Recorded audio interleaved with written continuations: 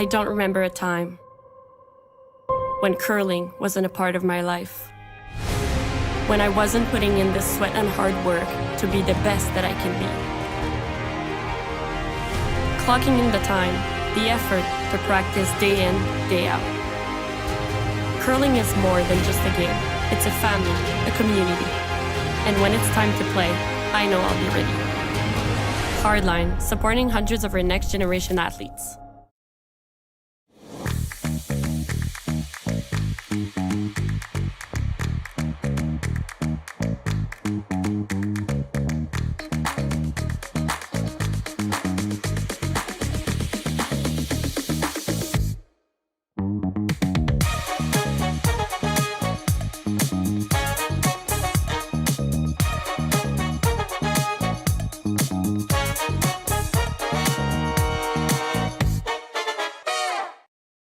We asked Saskatchewan what they know about 5G. More speed, more innovation. It's going to make our lives a whole heck of a lot easier. This is what 5G looks like. Better, faster. Sounds like one more G. Sounds pretty good. I don't know what it means. All you really need to know is the future of 5G is here and will continue improving through investments in network technology.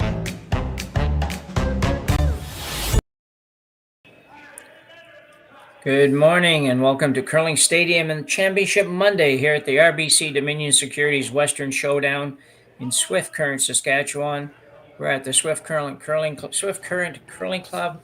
I'm Jim Nix and I'm going to be joined today by Olivier. He is handling everything today, so he'll be in and out a little bit, but we appreciate having him along. And we are going to be covering the quarterfinal matchup between Mike McEwen of Saskatoon and Brent Pierce of New Westminister, BC. Brent will certainly have his handful. McEwen is one of the hottest teams in the country, I believe. So it should be a great game. Looking forward to it. Yeah, definitely. Should be quite the game here. And obviously it's a do-or-die situation for all the teams on the ice. So pressure's on here. It's the quarterfinals. Yeah, for sure. And the good news is that it is win or go home, but you are going to cash at least some sort of a check here today. So that's the good news, but everybody would like to get to the big check and not so much the little check. So we are underway.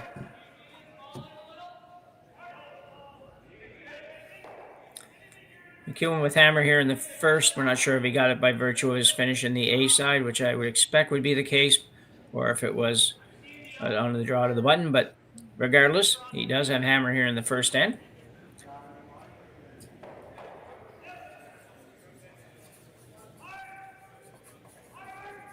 It's looking like a pretty open end in here in the first. Yeah, it seems a tradition, although I will say yesterday, I think I did 4 games yesterday, and most of them, the teams got at it pretty early. So it'll be interesting to see for sure. This one could over curl and not catch anything. Might get it out. Fortunate to get it out. Underthrown a bit, I think, for the first end. Probably could use a little more weight than that. Yeah, I think so. We'll see McEwen just going straight for the peel here. Obviously playing the house wide open. Yeah, that one's pretty close to the rings too. It could easily split it on and force him to one, so he doesn't want that to happen. Mike does a lot of his talking with his broom. He waves it around quite a bit. So it's fun to watch when he's calling shots. It's like, well, I don't know what's going on, but because we don't hear, we can only go by the broom moves and what we expect to be the shot call.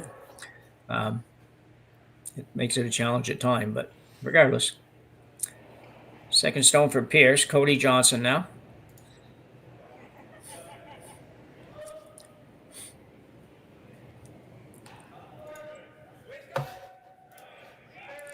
It's not a team that travels the country.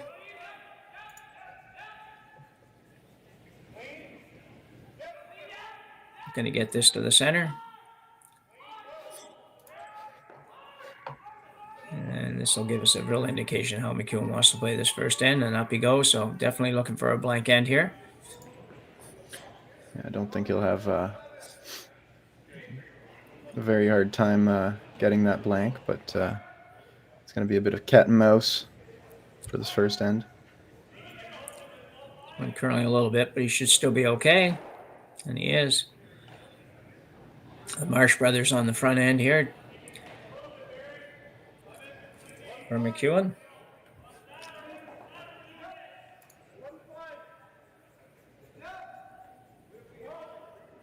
It's really quite fun to see at this level, at this at these events. They're relatively big events, but they're not tour events. So you get to see these teams that maybe aren't keen to travel across Canada, but still are quite a force to reckon with regionally. So it's pretty cool to see the different teams playing each other at this level, right? Yeah, it is. And you're right. This one's got a great field of Canadian teams and top Canadian teams. Just it misses the international flavor because they're all playing overseas and getting ready for Christmas, I'm sure. But it's but exactly, it does open the door for some, well, for lack of a better terms, for the tier 2 teams and teams that are very, very good. We just don't see them very often.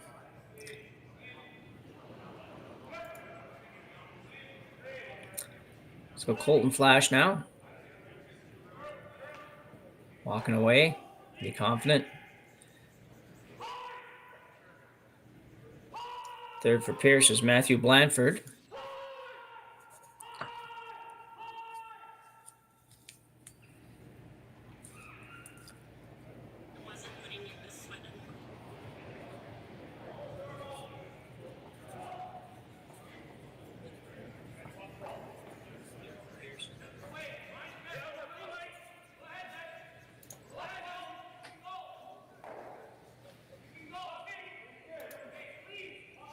Again, playing it pretty open. Both teams just trying to get a handle on the ice. Pierce doesn't seem too worried about the blank either, so I'm sure we'll see a little more rocks in play in the second. Depending on, if McEwen does want to stir the pot a little bit. Some teams are real happy playing quite wide open up until the end sometimes. So Yeah. Yeah, Pierce's games are relatively low scoring as well. He started and finished with wins over Naps. He went 4-2 in the event, so he has played a lot of games. Beat Nap 3-2 in the first one, and beat Brad Gushu. So in between those two games, he beat Nap twice. But in between there, he played some great teams. He played Carruthers. Oops, sorry about that. I don't usually have that on. I was on the phone earlier, but regardless, so he played Gushu, Carruthers, and Jacobs, and the local favorite and up and coming very good team in Ryland Cleater in between those games, which he won 2 and lost 2 of those. So it's been a long weekend already for Brent Pierce.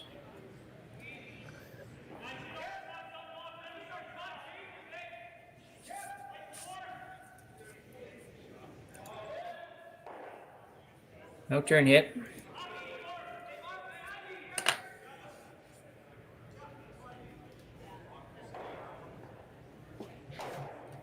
And he will hit it on the nose as well.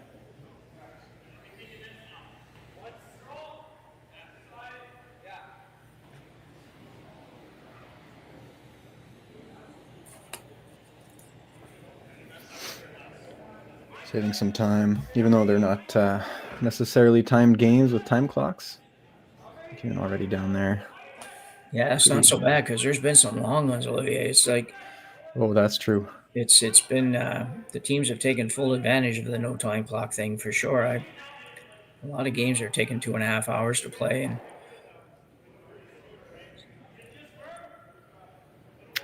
yeah, it's not uncommon this weekend.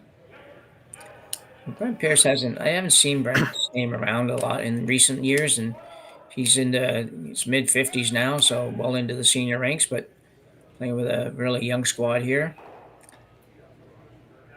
Used to see him a lot, has pretty decent success playing out of BC.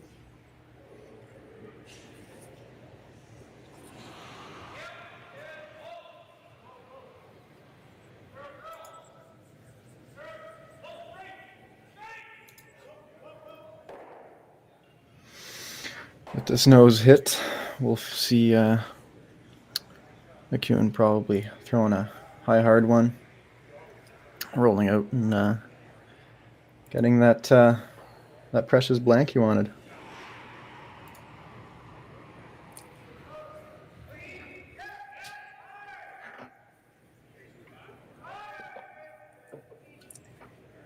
Yeah, and probably set a record for the fastest first hand we've had all week. It's barely been 10 minutes. Yeah. And will he roll out? He will. So a really quick first end here at Swift Current, and we will have a 0-0 tie after one end. McEwen retain hammer as we come back for the second end.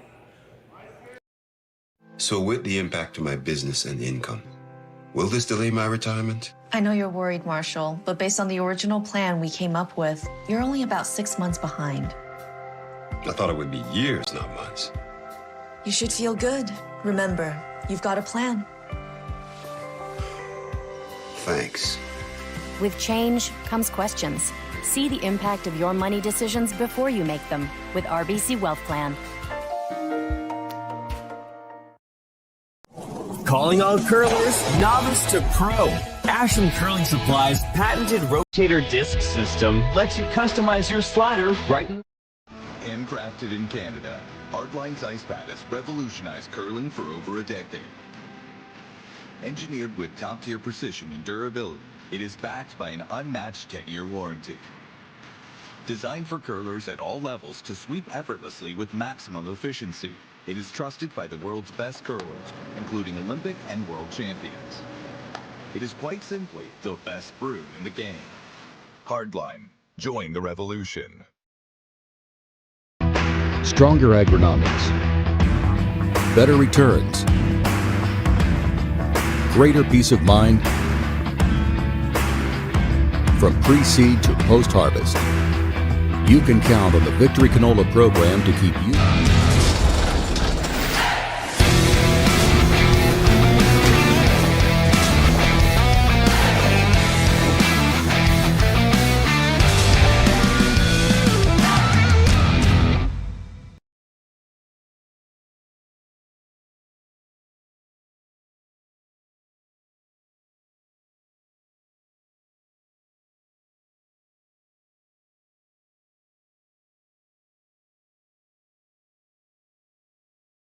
It was fine. That was exactly right. So we're back for end number 2 here. McEwen, as we said, retaining hammer by blanking the first end. Trying to throw a corner guard up there, but Marsh slid into the rings there.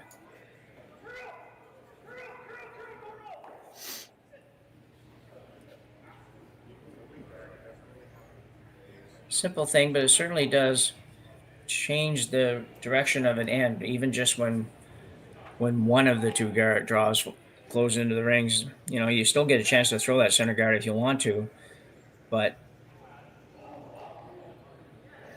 and this goes back to really how important these lead stones are. You know, maybe people at home or people playing at an amateur level will tend to think that we'll put the guy that can throw maybe a subpar rock at lead because he doesn't have much impact on the game. But no, this is especially at this level, you need 4 really, really good people. You can't afford to miss any single shot, and most of the time the first 2 rocks decide the whole end. So you're exactly right on that. It's the game has certainly changed. And when you go back, I mean, it's changed a lot over the last 15, 20 years. And if you go back a little further beyond that, then you're right. You had basically the format for a team was you had a lead that could draw and sweep a bit. You had a second that could hit and sweep a bit. You had a third that kind of had most of the shots and a skip that had most of the shots. But that's really what it was. Now the second and third positions are very, very similar. And the lead's position is still the main focus is drawing and being able to put rocks in different places. But now it's how good you can make that center guard, how good you can make that corner guard, all that kind of stuff that we really didn't have for a long time. But it is, and if you're weak at any one of those positions, then you're in trouble. Definitely. So Brent Pierce with a rock on the top of the button almost, and one in the 8-foot. opting to throw a guard here. McEwen's got the one corner up that he hopes to use here in a little while. It'll be a bit more of a challenge now that he kind of, quote unquote, wasted one of his lead stones there after a hit. But I'm sure McEwen will try to make it work here. Yeah. He's already signaling about these crazy angles, run backs, or whatever they could throw at it. Obviously, this team can throw some really good high weight shots, and so I'd guess that they're not necessarily worried right now. It's still early on in the end, even though it looks like a sea of yellow out there. Yeah. It's always funny though when teams that are at this level have played thousands and thousands of curling games and situations like this hundreds of times, and sometimes it takes 5 minutes almost to make a call. It's like kind of odd. You figure they would have sort of a regiment that this is the way it is, and especially those first few rocks, it's like a football team that they sometimes set the first 10 plays or something. It's kind of like that. You figure, well, I wonder why it takes so long sometimes. But the days are different. The feel is different. Everything about it's different. So. Yeah, exactly. Maybe it has to do with the ice or, the speed, the curl, everything. It's all a discussion point. But you're right. You'd figure there's some type of playbook or something they could revert back to all the time. Yeah. So Kevin Marsh, that one didn't work out quite so well for him, but did get rid of the center guard and still left Pierce with a couple in the rings, but 5 rocks to come in this end. Things are going to change pretty radically as we go on here. The nice thing for McEwen, though, is that they now have this kind of staggered corner setup, which is not very easily runnable or even peelable for that matter right now. I guess you could hit that outside and roll all the way, but... Yeah. And the other thing for Brent Pierce, too, it's just what exactly do you guard here? Do you guard the rock on the 4-foot and leave Mike the little hit and roll behind the corner? Or do you guard the other one, leaving the other one? It's it's a bit of a dilemma. He's going to play the peels on the corners, I think. Bit of a surprise for me. I think you got to be a little bit more aggressive than that against McEwen, but at the same time, this is a good way to sort of stay in things. If you can get rid of both these for sure, he can actually roll and probably get both corners and be a partial guard at least. Yeah, definitely not a bad call, just pretty defensive, starting out. Maybe the team's not too comfortable with draw weight yet or something like that. But I'm sure they've got their own reasoning for this. And that little spin back, I don't think they got it in, but really great effort on that roll. Yeah, I find it interesting. We've discussed this a little bit in a couple of games as we've gone on, is whether or not there's any effect of the actual sweeper sweeping that, because they're sweeping there inside the rings and sideways to the direction of the travel of the snow, and you wonder if it's really doing anything or if it's just the fact that the rocks are a little sharper now than they used to be, and they'll spin there anyways. Everybody throwing a little more rotation added onto that. But anyway, I think I was producing that game actually. I remember that conversation. Yeah. But yeah, you're right. I think sometimes you see the sweepers sweep for that little curl back, but they're not even sweeping in the trajectory, like in the path of the rock. Even if it were to spin back, they're sweeping too far from the rock. So yeah, exactly. Yeah, it's interesting. So it's a psychological thing as well. You're trying to do as much as possible to make every shot as good as possible, and sometimes you're so locked in that you look back and you go, oh, I guess I didn't have to do that. Yeah. So Pierce is third. Matthew Blandford now will try to remove this red stone. Probably not going to roll too far. Need to get on this a little bit. It's curling pretty hard. Circles are not super lively, so hard to get a rock like that out in that situation.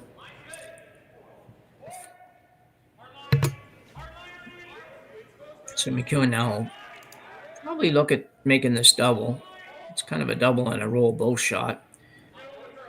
question here is whether or not you really want to try hard to roll behind the corner, because if you don't get all the way over and Pierce rolls behind the corner, he may force you to take one. So it might be a hair outside. I guess he's really playing for the nose, I guess. I'm not quite sure what the plan was there. Would have expected would have expected a little more weight, or I don't know. They were on that curling the whole time, so I guess that was the call. Yeah, they might have been trying to roll over here in front of the yellow at the back of the 12 there too. Mm-hmm.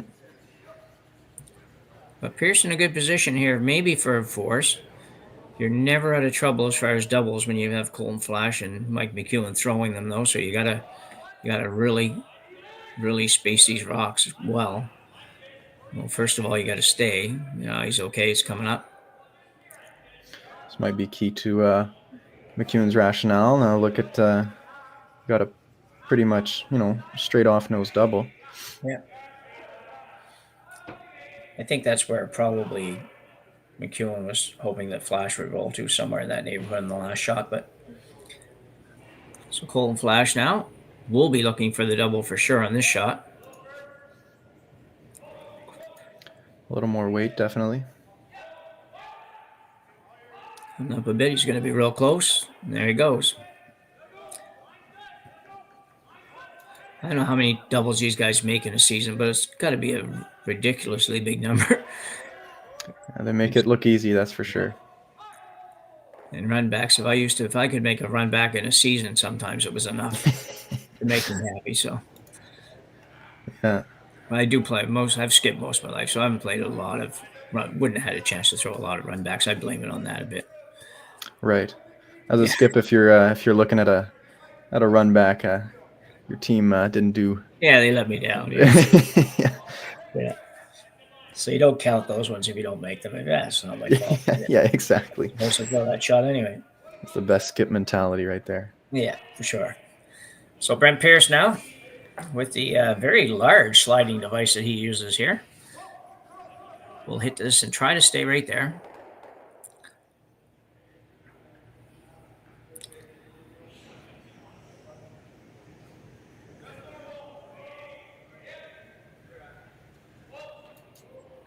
Slides out there pretty good for a 55. Safe to say he's still got it. Yeah. Gonna roll a little bit. Yeah, nice roll to center. Yeah, Mike's gonna try to roll away. He doesn't want to fool around with the corner, knowing that if he ever even made the roll behind the corner, it would be well behind the tee line and probably subject him to a force by the time he was done. So important to stay here, but anywhere on the right side of the sheet as we look at the overhead would be enough to get him a nice easy blank, second blank in a row. Something he won't be able to do in a few weeks at the next Grand Slam.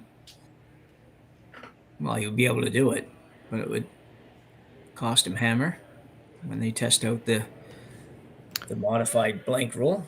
That's right.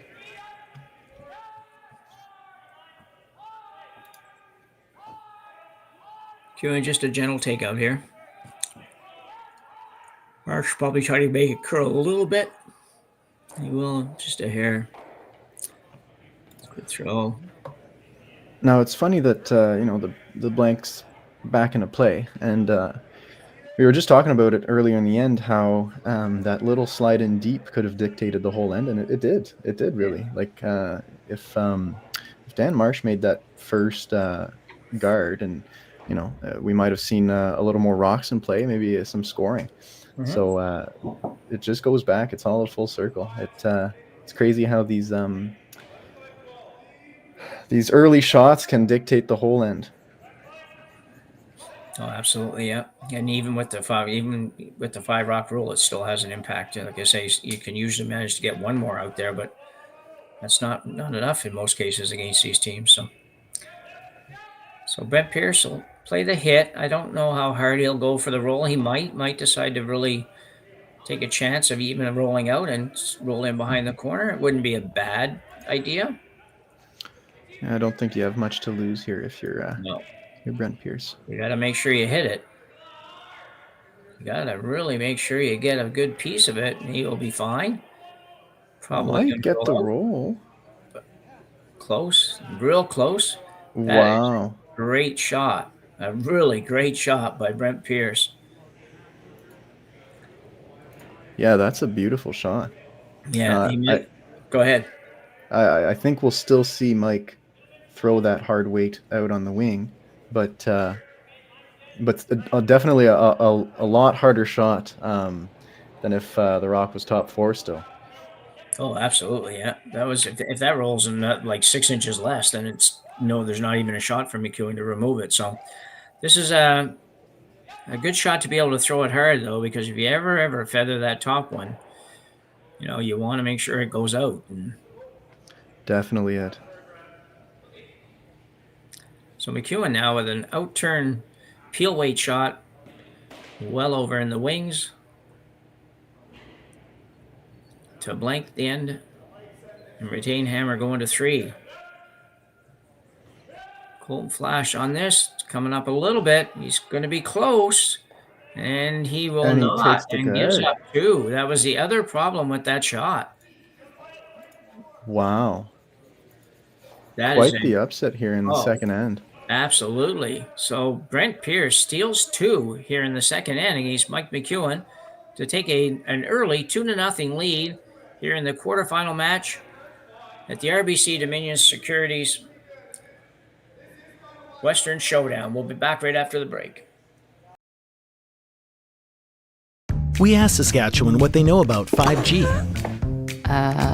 More speed, more innovation. It's gonna make our lives a whole heck of a lot easier. This is what 5G looks like. Better, faster. Sounds like one more G. Sounds pretty good. I don't know what it means.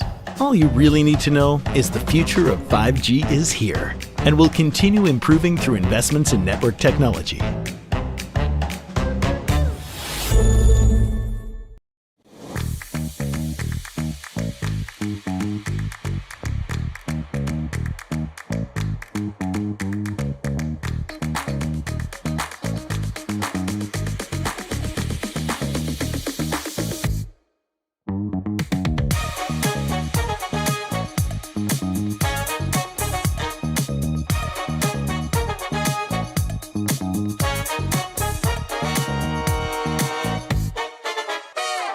Join us this March for the House of Hearts Charity Bonspiel in Duluth, Minnesota.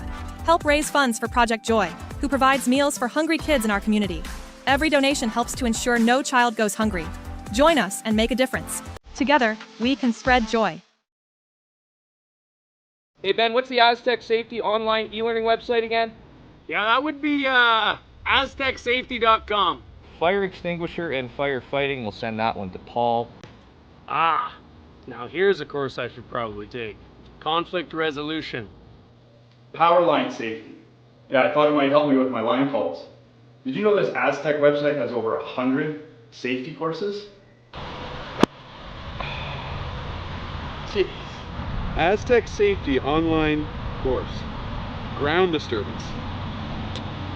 Could have used that a few seconds ago.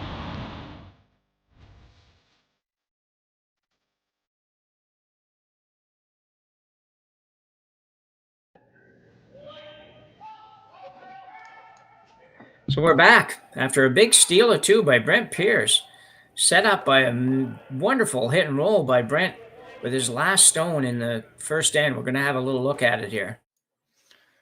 Yeah, again, this beautiful roll. I mean, they were obviously calling for it, but you couldn't really make that much better. You could have rolled maybe 6 inches less, but that consequentially made Mike throw a really uncomfortable out-turn hit to blank, and he actually ticked the guard and got had to give up 2, a steal of 2 for Brent Pierce. Yeah, it's one of those cases where somebody's confidence in their abilities maybe was just a little too much there. I'm sure that Mike never really considered he hit that, and then the other part of it is he knew he was going to be throwing it pretty hard, so if he ever did hit it, he would expect to get it out, but he just barely feathered it, and that was the trouble, and could have easily drawn for 1. But anyway, it's early. It's not like the end of the world for sure. It's no different than if you didn't have a hammer and you gave up 2 there. You'd feel like, okay, well, that's going to happen sometime. So And it's not like these guys don't have lots of experience and not going to shake them up for too long. So they've definitely got some mental fortitude that they can use to push through this. Obviously, not too bad. It's just the third end, down 2. You can easily come back from this, but your resilience might be shaken up after that big swing. Yeah. So Daniel Marsh with his second stone here in the third end rather. Just attempting to freeze the yellow. Didn't quite make it. Pierce will no doubt remove that. I'm pretty sure he will. Probably won't stay, but I'd be pretty happy with where he is right now in this one.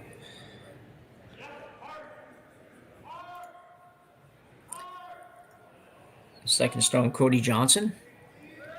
Throw a little weight at this. Get half a stone and remove it. And got one of his own as well, but clips his back one. I don't think he's necessarily too mad about it. No, it's funny. You throw those ones in there, and then sometimes it feels like you spend so much time trying to miss them with shots. It's like, why do we put these in here again? There had to be a reason, but they've just been a pain ever since they got there. So, draw around the corner for McEwen. Yeah, it comes back to having to plan exactly where your rocks, end up. And I mean, we had a game yesterday. It was the Jacobs versus Pierce game, and it was a perfect game from Jacobs. But you could tell that they were planning each and every single rock placement to the T, and that's what you got to do now. It's you got to place every rock exactly where you want it.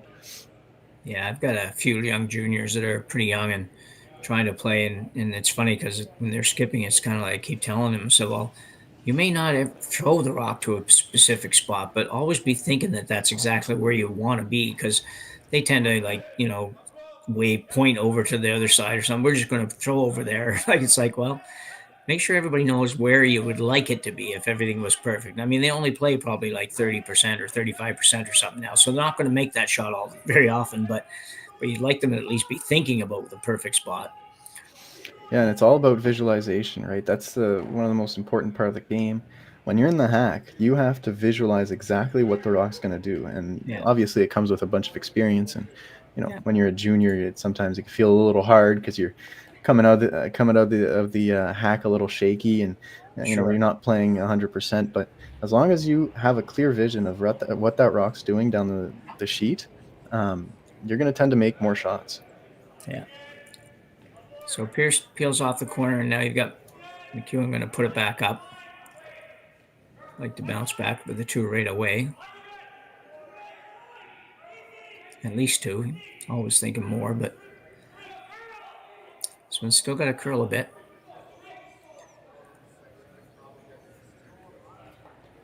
Doesn't quite get there, but now we'll see if he...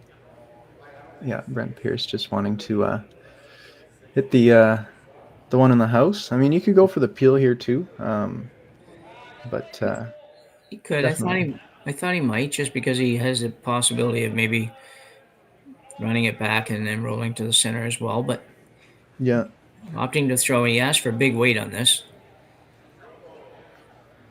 Yeah, literally just a tick, just to pick it out. Yeah, and the red one's high enough that he won't have to suffer the same fate that Mike McEwen did in the first end. It's Matthew Blandford now.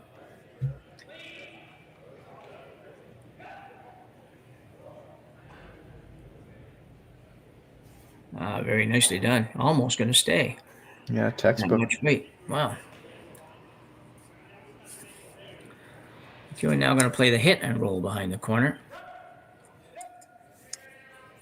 Or at least that's the initial thoughts. Just hollow down the weight. I'm guessing this is probably somewhere. I think he's playing the hit. I'm pretty sure he's playing the hit. With something around the hack weight. Maybe a little bit more than hack. Make this roll. This has probably gotten a little straighter as the week's gone on, and they're taking a little less ice than they were taking early in the week for the downweight shots. This is really good. Yeah, great throw. I think that really makes the difference between the really, really highly competitive teams and maybe some of the tier 2 teams and stuff like that. It's those hack weight, bumper weight shots. To be able to have that weight in your back pocket is just, it's such a weapon. It's so controllable. Your sweepers are in on it. Sometimes if you throw a 6-second bomb, well, your sweepers don't have that much effect, right? But if you throw that nice 11, 12-second hog-to-hog hit, you've got the whole team in on the shot, and it's those really make the difference sometimes. Yeah, with the ability of the sweepers to carve things nowadays, it's even more accentuated when you can throw that, like you say, those 11 and a halves or whatever you saw. This one's got to go though. Oof, a little bit of disappointment there from Blanford. Yeah, I think they were expecting to get more curl than that. Maybe just a little overthrown, or maybe a little too much ice. Who knows? It's a conversation to have behind the house, and I'm sure they'll have a quick little debrief on that shot. Yeah, those are the ones that are, they're not easy, but they're easy for this level, and they're the ones that you really can't miss if you're going to knock off somebody like a McEwen. So you'll look to not have too many more of those, or it's going to be a long day. So Colton Flash now going to split the house, like indicating you may be a little bit wide. Not that it should matter a lot here. This should curl over pretty good.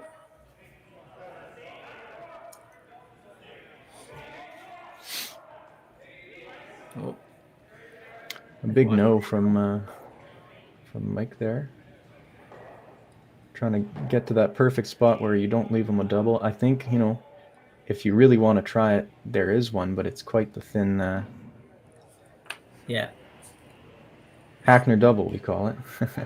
Yeah, I think it's more a board weight shot here, a hack weight shot here, that you make sure the contact on the one behind the guard and roll over in front, or at least towards the other. Stone, mostly because you don't really have anything else to do. If you decide to hit the back one, you're giving up 2 for sure. You don't want to drop 3 though. That rock went back for Flash, went back a little further than he wanted.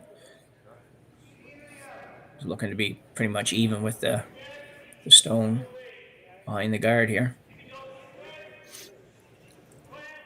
I'm excited to see what kind of weight he throws. Looks like ice for a normal controlled weight-ish. Probably looking at a rock coming, taking 10 or 9 seconds from hog to hog. Yeah. Going for that roll to the wing. I don't see him making the double, but if he comes out with quite a bit of weight, I mean, you never know. Yeah, that would be tough for sure. Tough to take the chance. So Brent Pierce now, his first stone here in the third end.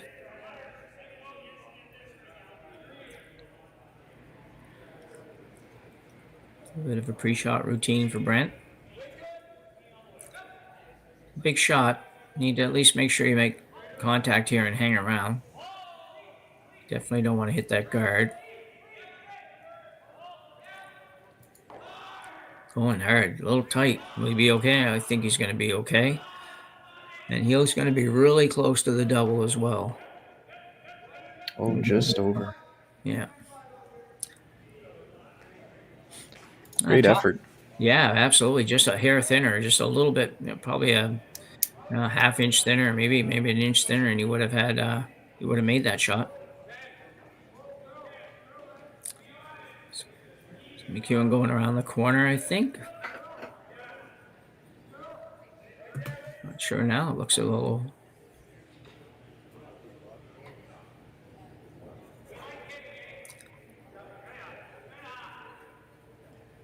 Yeah.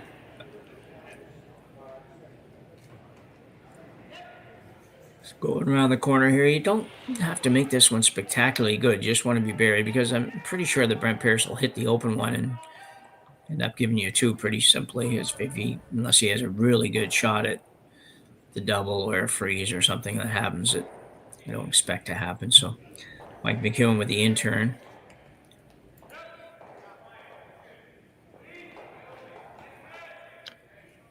I think both teams share a pretty common goal at this point of the end, and if I wouldn't be surprised if it's pretty heavy. Yeah, it's quite heavy. This might go out. Can he get it out the back? And he does. Wow. Mike McEwen with a couple of misses early in this one. I don't think they swept that. Fooled the sweepers a little bit. Didn't fool Marsh, but fooled Flash a little bit. He was going a little bit on it, and you saw Marsh reach over and sort of go whoa with his arm, and it was just a little bit too much. So Brent Pierce going to escape this end with probably a blank end, but no worse than a single point against you, which he would prefer to the blank end, obviously.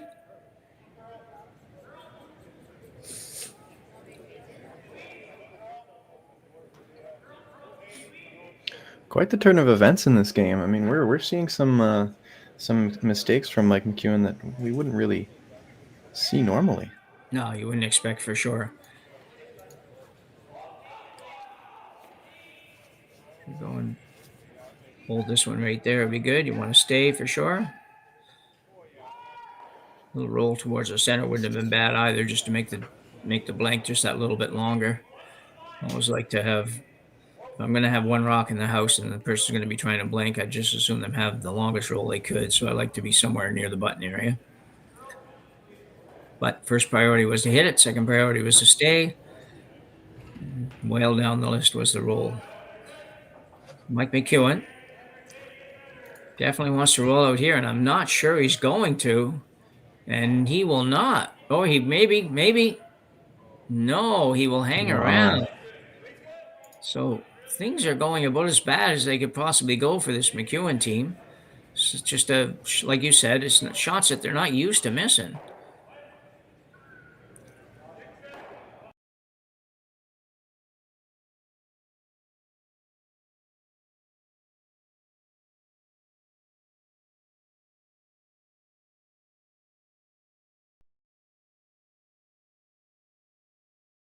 Hey Ben, what's the Aztec Safety online e-learning website again?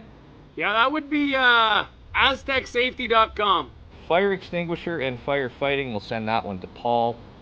Ah, now here's a course I should probably take. Conflict resolution.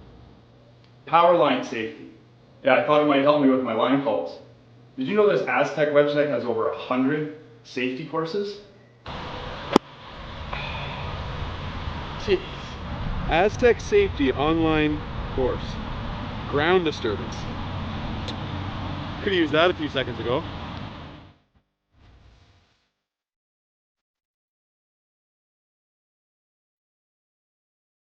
For over 20 years, the Sandra Schmirler Foundation has granted more than $9 million to hospitals across Canada for life-saving equipment for premature and critically ill babies. In the past 4 years alone, $4 million has been granted thanks to the curling community's incredible generosity. The need continues year-round, and with your help, we can ensure every baby has the chance to grow up and become a champion, just like Sandra.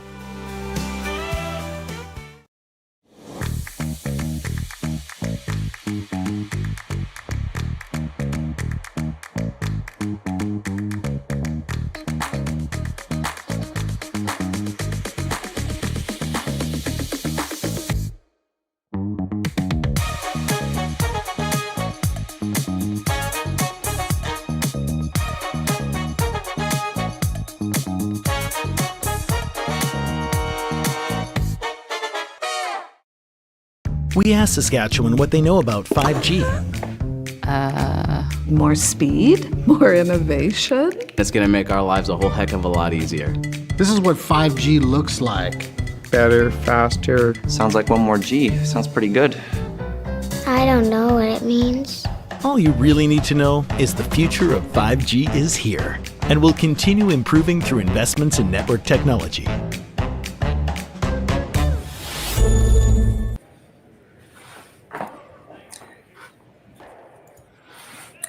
And we're back for end number 4. And certainly a different game than we expected. And maybe the last end was an indication how it's been going so far, Olivier. Yeah, definitely. I mean, we've had a pretty textbook end. You know, McEwen going for 2, setting up a corner, coming around that corner. Pierce playing relatively defensively and peeling and making some nice hits. You know, this comes to that, and we've got a blank opportunity for McEwen. A well-played end on everybody's part, but McEwen actually couldn't roll out, which is something that they're not used to necessarily missing, I'd say. So, like you said, pretty surprising scoreboard here up to now. Nothing against Brent Pierce, but when you're up against these big names like this, you don't necessarily expect to play to misses.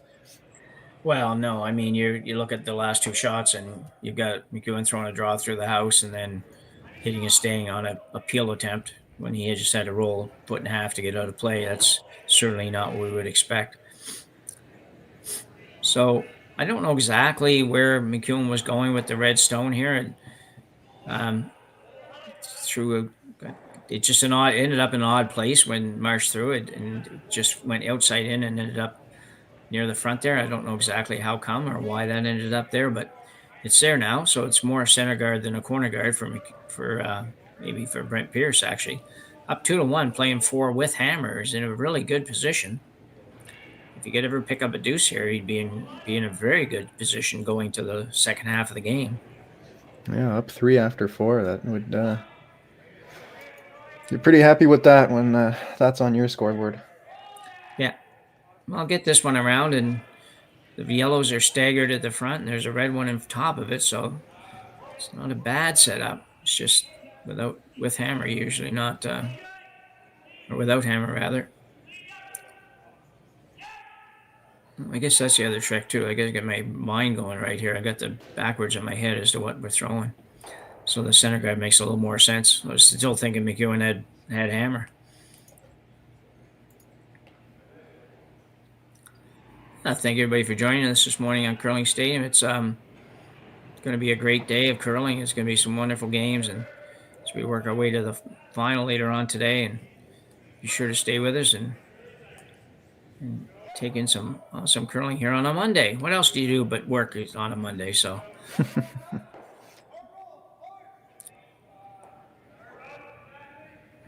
Yeah, I'd much rather be watching curling than working, that's for sure. Guess I'm doing both. Yeah. Got it covered. McEwen asking for a center guard again from Kevin Marsh. Those yellows, I said, were staggered, and they kind of are staggered, but they're probably not as far as getting the red one out. The inside yellow stone could certainly be raised into the red. I guess McEwen's going pretty hard for a steal here, because he's really reluctant to hitting those yellows and gaining control of that top area. But I guess, yeah, he's going really hard for the steal. He wants to get some mojo back. Yeah, you might see at some point that it changes a little bit, and he decides to remove the yellows if he gets in a position where he could force Brent Pierce maybe by making the double on the yellows and hanging around somewhere, but not just yet. It's a little dangerous, though, leaving the 2 yellow stones there, that's for sure. So peel now. For Pierce the second, Cody Johnson. Well done. I'd say Pierce is pretty happy with this setup. I mean, if Mike does decide to do something in the house, there's still the blank opportunity was well alive. And right now you're looking to score some quite a bit if you've got if he leaves these yellows here. It's kind of a waiting game. See who's willing to play it first, I guess.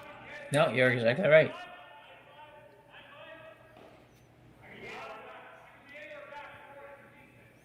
This is where patience as a skip comes real handy. Sometimes you might think that things aren't necessarily looking real good for you, but you just got to play those little waiting shots, and you got to know when to pounce. And obviously, I think this is that's the conversation they're having on the ice right now, Team McEwen.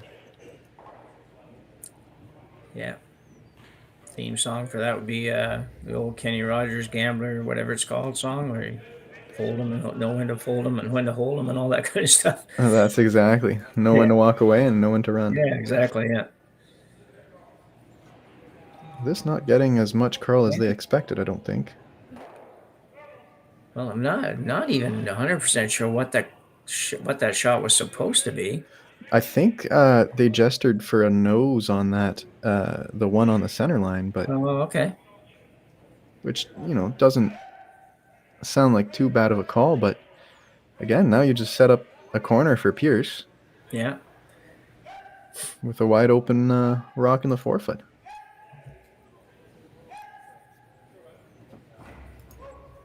So third stone Matthew Blanford hitting stick, and you might see McEwen being forced to play a double that is not exactly the kind of double he'd like to have to play here.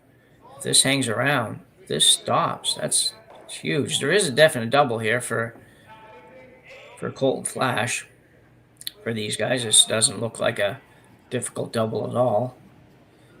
Some of us, this would look like the impossible dream, but Colton Flash will be coming with some heat here and be planning on making this double, and he'll be close, I would think. He's already curled too much, I think.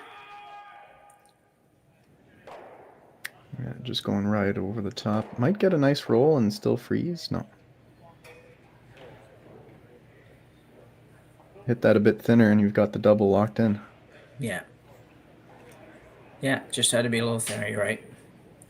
But a great chance for Pierce to split the house here and have the rocks about, I don't know, 10 feet apart. That's a long ways if they're even.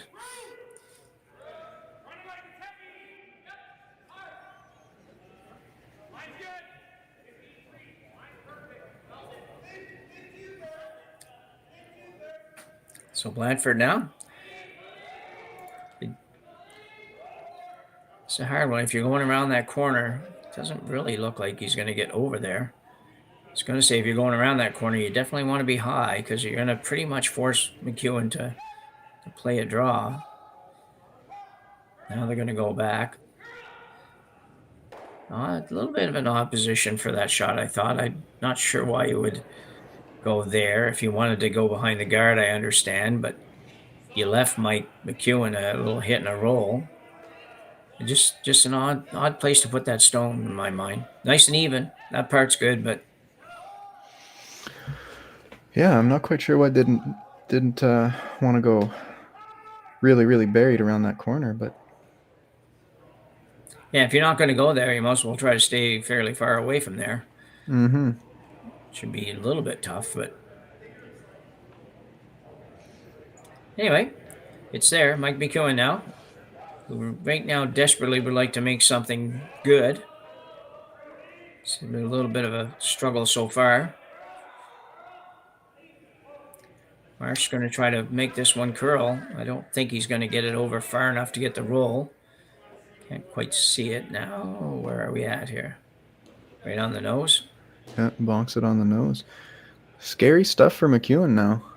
Well, it is, and it's, I think Pierce has got to go for a little bit of a roll here, and he will be above the tee line, so unless he rolls a long ways, that wouldn't even be horrible, actually. If he rolled all the way over into the 12-foot here, what would McEwen do? It's a good question. I'm not sure. McEwen might have to play the draw around the corner and run the risk of giving up 3. Mm-hmm.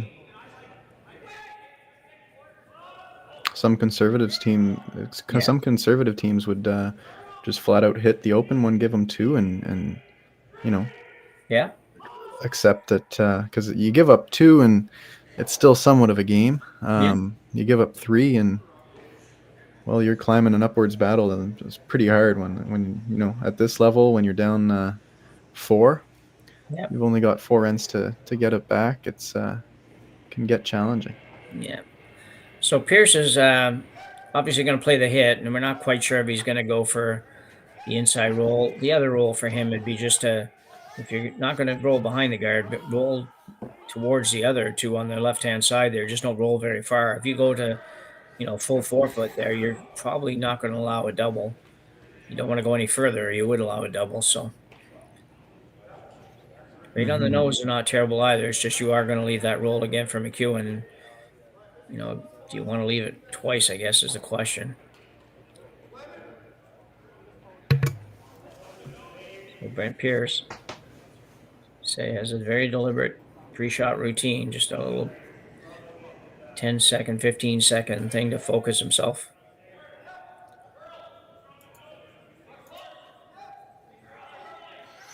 This looks out there as well. It's got to curl. It's got to curl. It definitely has to stay. Don't know. No, he did. So that's pretty good. That's I think that's great, actually. It's, McEwen can still make a roll, but now it's a 4-foot roll sort of thing. And anything less than that, and he's given up 2. Yeah, the longer the roll, the more challenging the shot usually. Absolutely, yeah.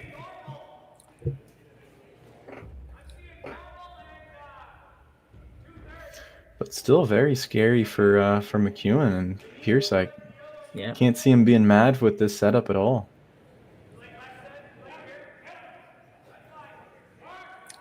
So Mike McEwen going to play a hit and a roll that he really, really needs. Try to escape a deuce here in the 4th end. And a 4-1 deficit. Marsh now trying to move it. It will move. You got to be careful not to move it too far. This could be close, but it looks like it's going to roll. Well, again, that's a great shot. Yeah, that's he's got his mojo back, that's for sure. That's the Mike McEwen we're used to seeing, making these really nice, precise shots. And that's an indication of 2 things, I think. One is that the players and teams have gotten a little bit more used to where you need to hit rocks here, because earlier in the week, if you hit it right there, you'd feel like, well, that's never going to stay even, never mind roll behind the guard. But so the second thing is, do you question where Brent Pierce decided to play his shot? Should he have rolled it? Should he have gone ahead and went for the roll behind the guard? I don't know. Those are things that the whole second guess and post-game chatter is what it's all about sometimes. So, oh yeah, hindsight is 20/20 as well. Hey, you look back at some shots and you're scratching your head. Why did I even do this? I think you can actually I actually believe that the way the rocks have curled to the outside, although it's usually over a little further, I think you can actually make this for the deuce, but you got to throw back line kind of weight. It's definitely a tough shot. That I agree. I wouldn't be surprised that Brent just throwing a draw to the 4-foot and just taking his 1. Yeah. But it looks like he wants to throw it. Make some good TV here. Yeah, it's tough decision for sure.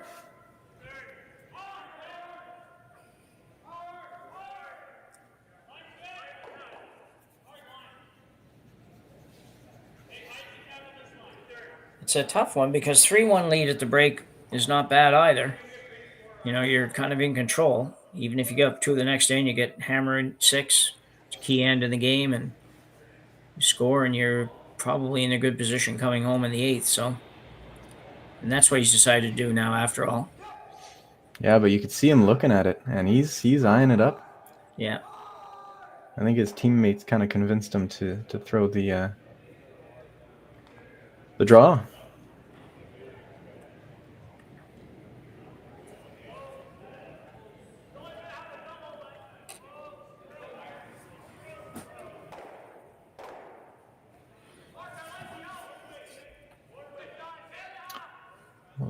He's got to get full 4 here. Yeah, it's not terribly easy, but well, as a skip, you really have to to get used to throwing these. Really, if you've got a draw to the forefoot, you're pretty happy with it normally. Yeah, especially this, we don't have to maneuver around anything or whatever. So if you're not going to make this, you're probably not going to beat McEwen. So you need to be able to make it. Sweepers are not doing much with it, but they are cleaning it. Getting on a little bit now. Needs to curl a bit. Mostly it needs to slow down. Looks like they've got it. I think he's going to be right on the pinhole. So a very nice draw by Brent Pierce here in end number 4. Pierce will lead in the quarterfinals here at the RBC Dominion Securities Western Showdown. We're at the Swift Current Curling Club. We'll be back right after the break.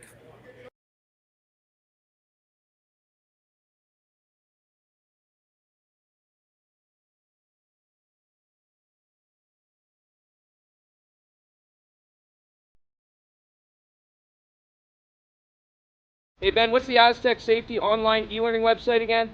Yeah, that would be aztecsafety.com. Fire extinguisher and firefighting, we'll send that one to Paul. Ah, now here's a course I should probably take. Conflict resolution. Power line safety. Yeah, I thought it might help me with my line calls. Did you know this Aztec website has over 100 safety courses? Jeez. Aztec Safety online course. Ground disturbance. Could have used that a few seconds ago.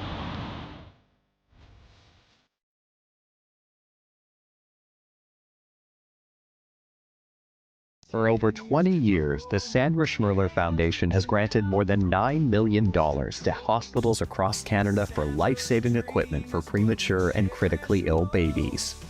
In the past 4 years alone, $4 million has been granted thanks to the curling community's incredible generosity. The need continues year-round, and with your help, we can ensure every baby has the chance to grow up and become a champion, just like Sandra.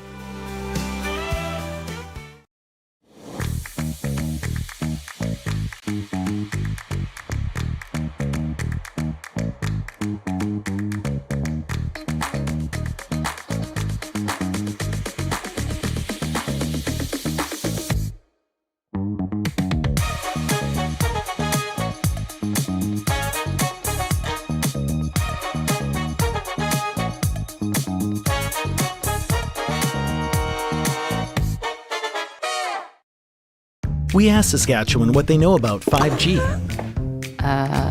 More speed, more innovation. It's going to make our lives a whole heck of a lot easier. This is what 5G looks like. Better, faster. Sounds like one more G. Sounds pretty good. I don't know what it means. All you really need to know is the future of 5G is here and will continue improving through investments in network technology. So we're back halfway through. Brent Pierce with a 3-1 lead without Hammer here in 5, but got to be pretty happy with where he is, I think, Olivier. Oh, definitely. I think obviously he would have liked his 2 in the last end, but sometimes you just have to accept your force. Obviously, Mike made a great shot to roll again under his corner guard there, and there wasn't really much for 2. I guess there was a hack waiter, but definitely a tougher shot than the draw. So we saw him just elect to play draw to the forefoot and take his 1. Yeah, of all the shots we had so far, that shot by McEwen might turn out to be the shot that turned this one around a little bit. Still down, but if he misses that and gives up the 2 there, it's a different ball game. Definitely. He can now look at playing hits here. I wouldn't be surprised if he ends up even blanking this end if he gets the opportunity. But for now, Daniel Marsh is going around the, I guess Kevin Marsh is going around the corner. No, it's Daniel, sorry. Yeah. I'm figuring out how to keep them apart. I'm just going by what I have written down of who's playing lead and second. If they ever change it, I don't have a clue who's who. So yeah, I'm going by the same thing. Yeah, very nicely done. Brent Pierce can't do anything about that one right now. If you're ever thinking, why doesn't he play the run back? It's just 1 rock too early.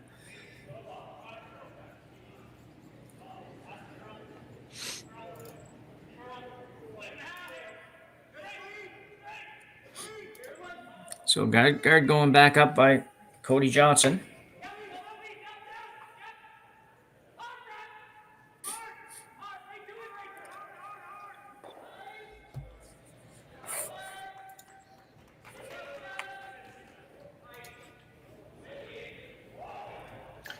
And again, we've seen this setup this weekend quite a bit. The center guard going up, or I guess maybe in the rings, depending on how he throws it. But that center lineup, a little bit of stagger, which is really nice. And that corner guard for McEwen with the rock right behind it. Mike thinking about the draw. I'd be surprised to see him throw this draw. Yeah. They'll try to make, I was going to say, I think they'll try to get more than just one rock here.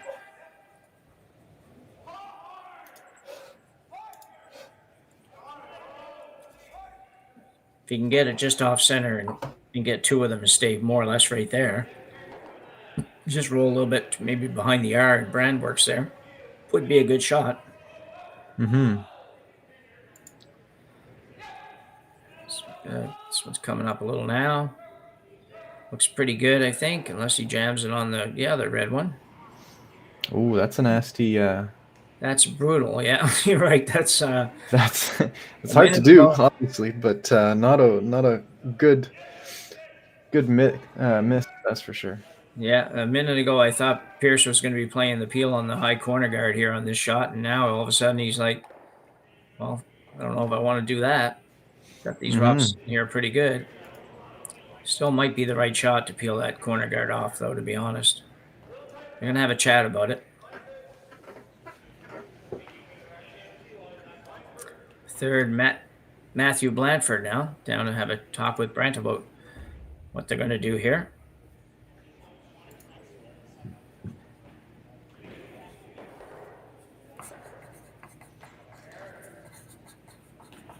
There's a few ways you could go about this. Obviously, you could still play a peel, maybe a double peel if you're feeling up for it, and really keep it open. But your guards aren't necessarily hurting you right now. They do have the possibility to get kind of nasty against a team like McEwen. They can easily run them in, and they have a bunch of opportunities. So I wouldn't be surprised if he does play some kind of peel.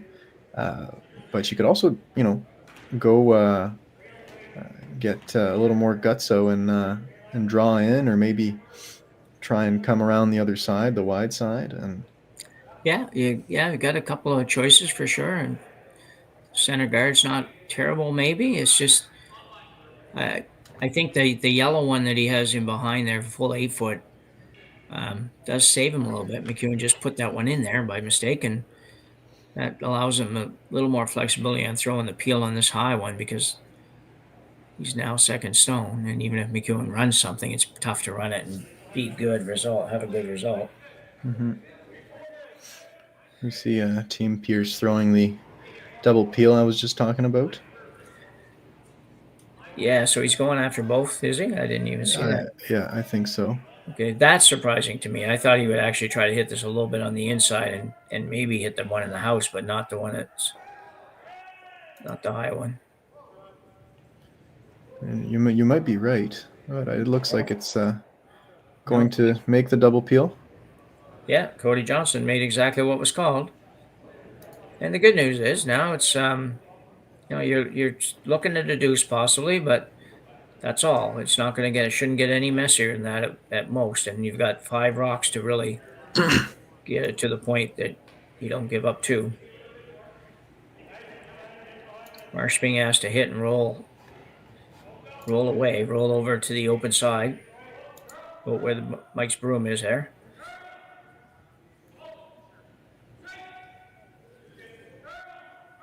Brent Pierce really adopting a pretty conservative mentality when it comes to his game calling.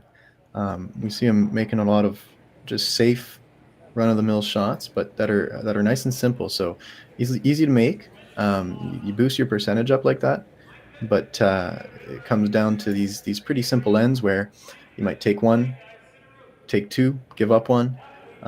These pretty low scoring ends compared to a team that would play with maybe a few more rocks and play a little more freezes and a little more fancy shots that we're used to seeing. Sure. So Matt Blanford now. Whoa, this is not good. This is way, way out there. He's probably going to jam this on his own, if anything. Can they get it out? Wow, all of a sudden, 3's in play from Mike McEwen. And a wide open hit miss by Matthew Blanford. We just can't have that one. Yeah, it's another one of those. I think he had another miss earlier in the game there 2 ends ago. And it's just those misses that you really can't afford against a team like McEwen. Yeah. Thankfully, so far, McEwen has been, I guess, nice enough to to return some of those misses back to Team Pierce. But if they're really locking in here, yeah, and I mean, you missed that with heavy weight on the high side. It's just, it's an odd one to miss. You can hold it there pretty good with. But anyway, we all do it. Sometimes we talk about it and we're like, well, okay, the only thing we don't want to do is this. And then you throw it and you're like, well, how would I possibly do this? This is what I didn't want to do. The only thing I didn't want to do. So he'll get a chance to redeem himself a little bit here with a possible double. They go from having a chance to maybe force to trying to make sure you don't give up 3. Relatively easy double for these guys.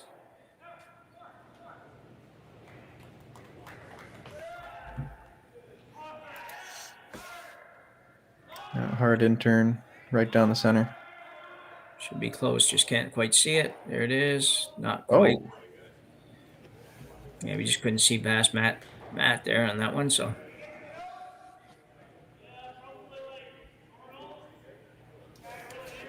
So Flash with a chance to spread these out again, maybe better.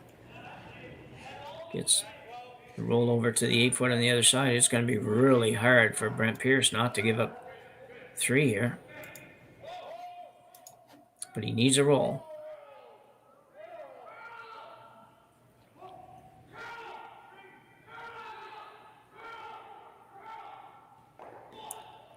He will get a pretty good roll.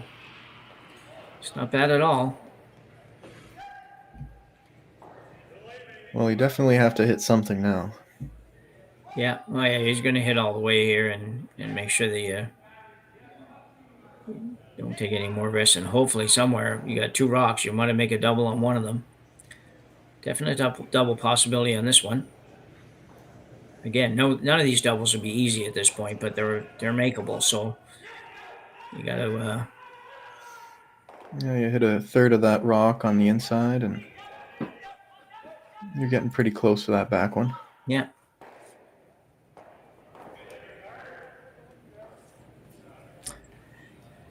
So Brent Pierce all of a sudden in this end in some trouble, which didn't seem like it should have happened, but it has, so have to find a way to get through it.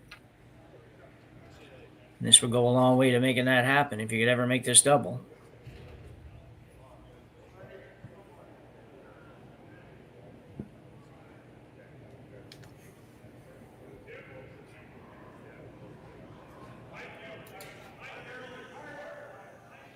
Some nice hard heavy weight here.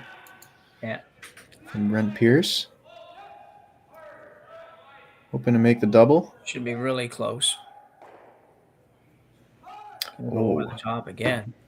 Yeah, Brent had that happen a couple of hands ago. It just had to hit a little bit thinner. They even had a guy curl it there at the last minute, so I'm thinking they got a little fooled on exactly where to hit the rock, but these are tough calls.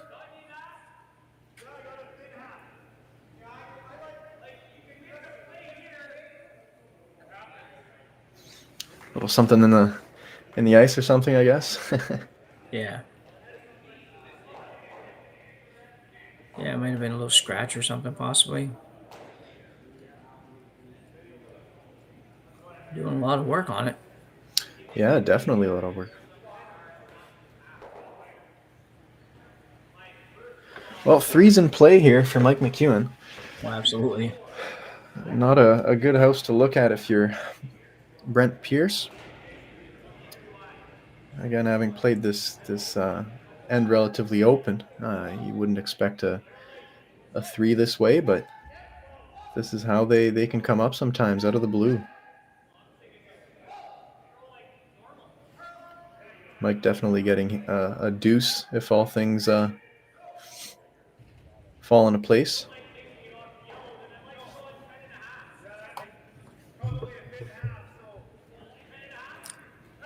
McEwen throwing the intern here. I'd like to get this over. Probably T-line in the 12-foot would be a good spot. He might be looking for a little bit beyond that.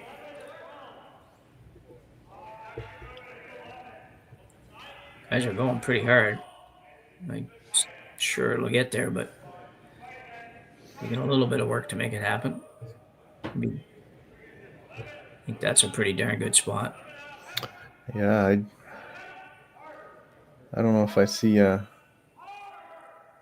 real easy double. I guess you're making this one, but you're rolling out.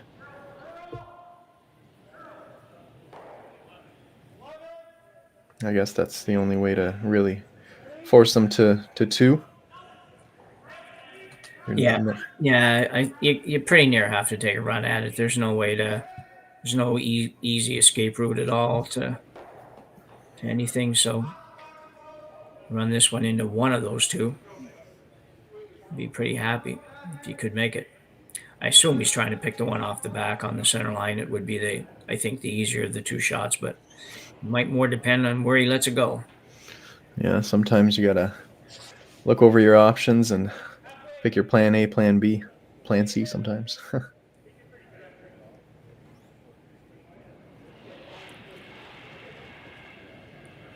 Brent Pierce with not a must-have double, but it sure would make you feel better double. Definitely. Looks close. Has to curl up a little bit. I don't know which one they're trying to hit, but we'll see in a minute. Will he get the back one? And he will. And a terrific shot by Brent Pierce to save a 3-ender and give McEwen a 2. But 2 just feels like you won the lottery right now, I think, if you're Brent Pierce. Definitely. That's a beautiful shot. Yeah. Clutch, for sure. Yeah.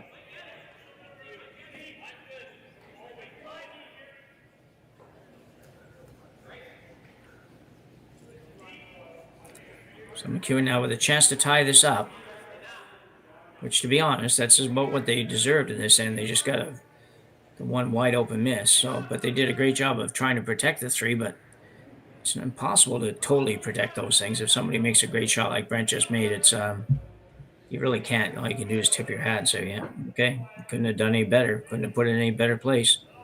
Mm-hmm. So guys are just kind of dusting this one. It's fine.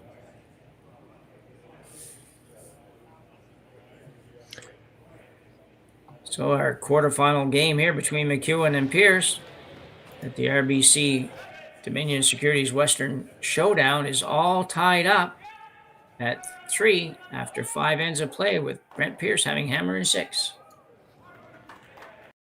So with the impact to my business and income, will this delay my retirement? I know you're worried, Marshall, but based on the original plan we came up with, you're only about 6 months behind.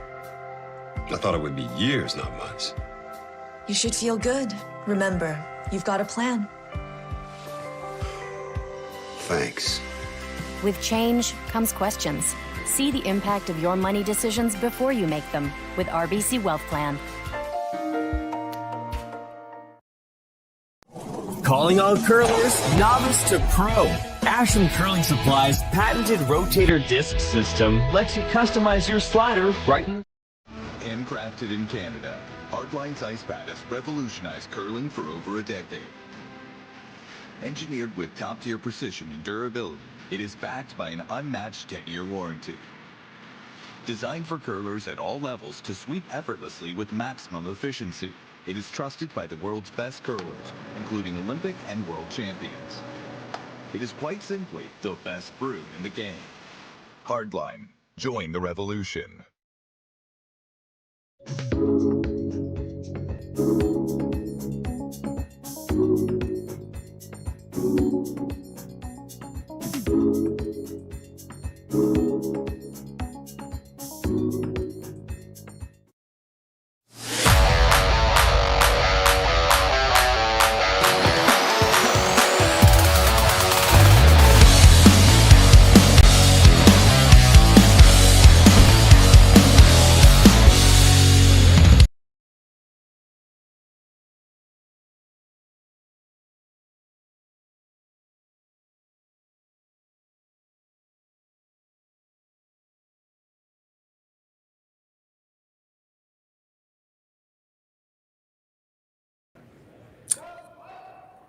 So we're back here. 3 ends to go. Maybe 4. We don't know. Depends if we get some bonus coverage or not, but 3 for sure. We're tied up at 3. In a different kind of a game, I think. Pierce had to be happy, though. I think, Olivier, to get out of that end with a 2. Yeah, it got kind of nasty towards the end there. They were sitting 3 in the house, and Brent made this beautiful double. We can actually see it again here. Definitely across the house. It goes over the top and squeezes it right out. Not sure if that was the way they were calling it, but that's the way it was made, and you really got to be happy about that. Yeah, it was a great shot.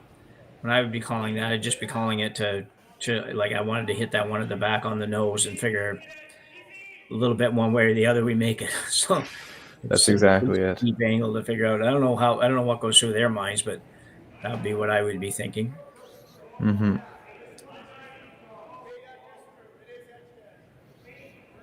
Yeah, props to the whole team at that point. You know, you got the sweepers working on it, catching up to it. You got the guy calling the shot, which is definitely not an easy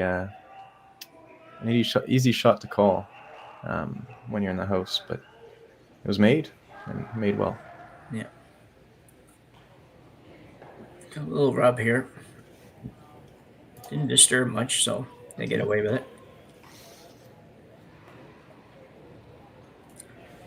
Mike McEwen off for, what do they call this? In cycling, this would be a nature break, I think they call it. Watch a little bit of the Tour de France and stuff, and you'd be like, oh, so-and-so was off for a nature or natural or something break. Yeah, exactly. You figure out what that was pretty easily. So they're going to all go down and talk about it. Yeah, I mean, pretty aggressive calling here by Mike. Yeah. Well, by Colton Flash, I should say. I don't think they're going to throw it till Mike gets back anyway. I think this was like just a conversation to feel like you weren't holding everything up. Yeah, exactly. Hey, Mike, what do you think? Yeah. I think we'll see him come around here. You got the 2 centers. You can't really...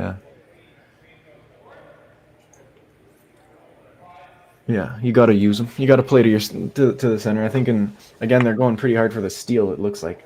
So they can retain hammer in the 8th eventually.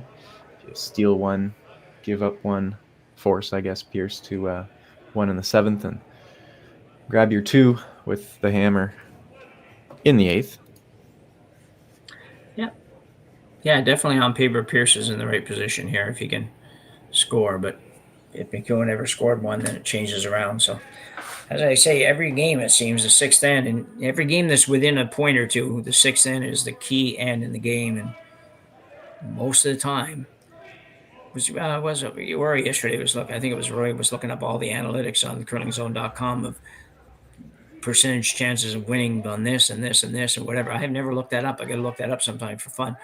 But anyway, I would say that if you the team that scores here and takes the lead would probably be likely to win, I don't know, 80% of the games or something, probably from there. Most likely. It's quite a pivotal point of the game. You see some teams putting oftentimes all their eggs in one basket in the 6th end. You know, because they're convinced that according to the stats, it's an overwhelming chance that they don't succeed if they don't get that 6th end win. So Pierce looking to clean it up a little bit here. This looks like this. We got the wrong one. That's real close. He could have had the whole triple there almost, but yeah, millimeter off, not even. Yeah, I thought he was going to be on the red one at least with that, but so a pretty good setup for Mike McEwen. He's got 2 center guards, and mind you could get rid of both of those in one shot, but at the same time, they're in a nice spot. Looks like they're going to play the out-turn draw around. Yeah, they seem to be pretty convinced that the double peel's there. I think that's what Mike was a bit scared about, but yeah, they're coming around anyway. So Kevin Marsh with his second here in the 6th end. Guys are on a little bit early.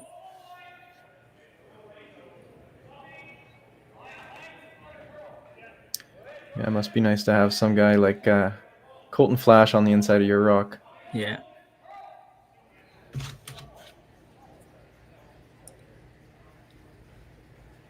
Not going to curl quite enough, but not terrible. Probably see Pierce run that guard into it, I think.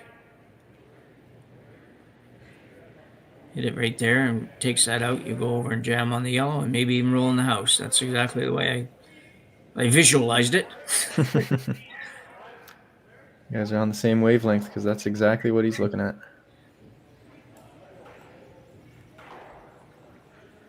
He won't be completely out of the mess, but he'll be well on the way, especially if he slides in the rings a little bit. But even if he doesn't, he'll be right behind the red. So Cody Johnson with his second here, looking to make the double. He's close. A little bit thin. Oh. Close. Yeah, close. Need to get a little bit more. Those misses are sure frustrating when you're Cody Johnson throwing those hard ones. You can miss them by a millimeter on the rock that you hit, and could have a huge effect down the line when you're running rocks back. But it's such a precise game now. You got to hit those perfectly. McEwen throwing up a guard. I thought he might come around the guard that's on the D there and the Brandworks logo, but not yet. He probably will eventually.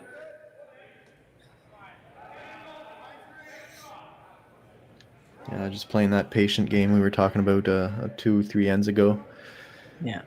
It's cat and mouse, seeing who wants to pounce first. Yeah, and sometimes you do this because you're expecting the other guy to do something, like in this case, peel that guard, and figure if you can make him waste another couple of shots doing that, then when you do come around that guard in the on the left-hand side of the sheet as we look at it, then it's you'll have less opportunities to do much about it. Be a little careful here. Run this back into a rock that you're not looking at running it into. Could have the double. Nope, it's going to be missed a little bit too. A couple of close ones, but close doesn't really work. Another guard still. What's that? Another guard still from yeah. Mike McEwen. Colton Flash. The Marsh twins on the brush.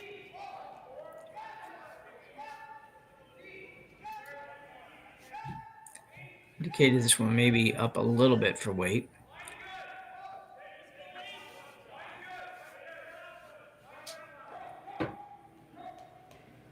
Well, not really. Should be pretty good. Just going to come into view on the overhead now.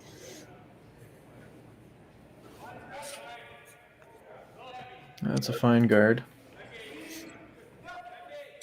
Use that overhead to judge where I think things are any good. Not anything beyond the top of our overhead camera is, to me, a waste of time.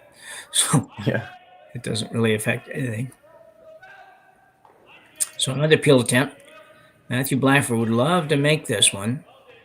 Oh, timeout. Nope, thinking about the different shot. Let's take a look at this. Yeah, not really a timeout, just a... Yeah.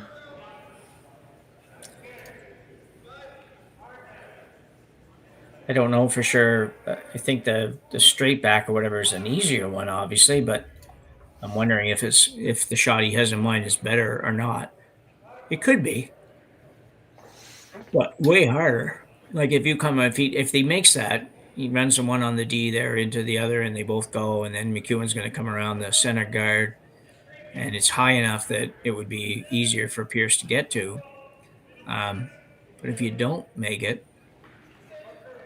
then I think you're in bigger trouble. I think if you're going to peel something, you got to Peel the high one.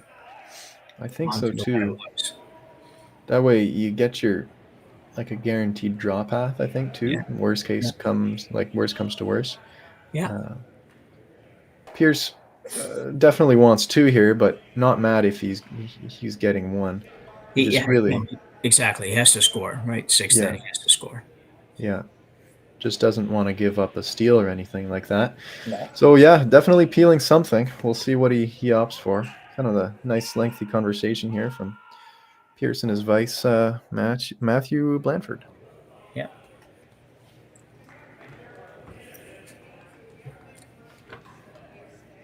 Yeah, that slash one just looks really steep to play and to have it get rid of it. Like I could see you running it into it and having it just roll back this way behind the yellow or in the neighborhood of the yellow. Yeah. And I mean, if anybody at home has an opinion on this, you can feel free to use the chat on YouTube.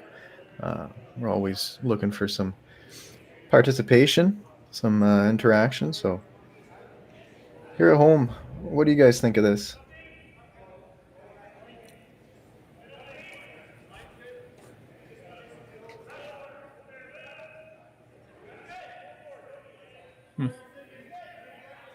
They might be starting to think, well, it doesn't, just throw something. Yeah. I know sometimes on TV, that's what I'll do. I'll be like, come on, you guys, just pick a shot. Yeah. Time seems to move slower when you're talking a bunch too. Yeah. I know when I'm skipping, sometimes I can get carried away with my vice as well, and we're just shooting ideas off of each other, and you got to come back to the present sometimes and realize, okay, wait, let's throw a nice makeable shot, the easiest shot we have to put the most pressure on them. Yeah.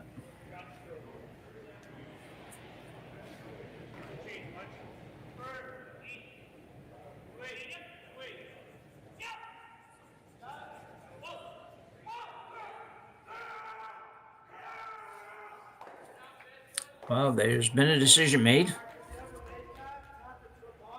Just don't know what it is yet. It's going to run the angle. Oh, great shot if you make it. Yeah.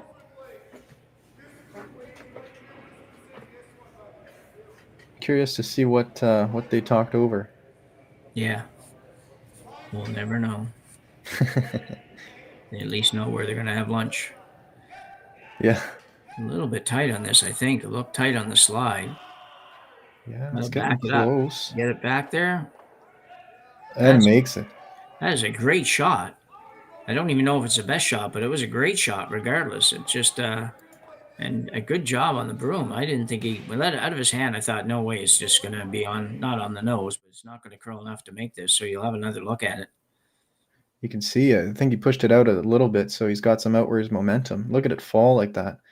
Obviously, the Nicholas Umbach holding it out there, but yeah, great shot. Thrown, called, thrown, and made. So takes a little bit of the pressure off of Pierce here. Even if McEwen makes this shot, it's going to be hard to put this somewhere where he can't do something with it. Got to keep it well above the tee line, I think.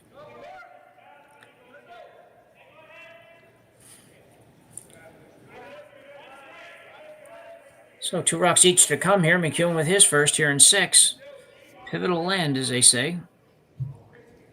Whoever scores here is going to be in a much better position.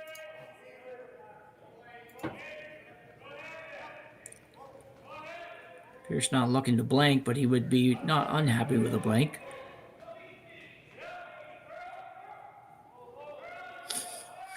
Guys are working pretty hard on this. I think it's going to be pretty good. Maybe 8 foot, maybe a little better. Full 8 foot, fully buried. Great curling shot. Yeah, very nice shot. And I think the right depth too. It's not the depth that you necessarily think you're going to steal with, but it's the depth where I think it's very difficult for Pierce to remove it without playing the run back. Yeah, it comes back to I guess the rationale behind peeling that right one last shot. That way, they're dealing with a much higher guard. McEwen has to throw a much higher draw as well. Because, you know, if he was T-line top 4 foot even, you could follow it down, you could bump it, you can open up your scoring area. But, well, McEwen, like you just said, threw pretty much the best shot he could have. Yeah. So interesting conversation here. Guys are looking at whether or not to come around the corner guard and just make sure you're still shot, but get as much buried as you can. That'll be interesting. On the overhead, it doesn't really look like you could get over far enough to stay shot and be buried, but when you look at it on the long view, it looks like you could do that. You could get around there, maybe just bite the edge of the 4 foot and be fully buried. Yeah, I agree. That's what they're going for, I think. Yeah. It's a pretty long run back. A lot of people would, a lot of skips in today's world would play the run back and make that. And figuring, well, if I don't make it, the worst case scenario, I got to draw the 4 foot from my 1. Mm-hmm. They may end up there yet. I think they might have heard you. Yeah. If if you go around the corner and if you don't happen to get in the perfect spot, McEwen might just be able to come around again, and all of a sudden you're going to be throwing against 2. Anyway, going to give it a go on the run back. Mm-hmm. Yeah, not a bad call by all means. Like you said, worst case, you open everything up, and Mike will probably try to put another one as best he can, and then we'll see a draw to the 4 foot for Brent Pierce for 1.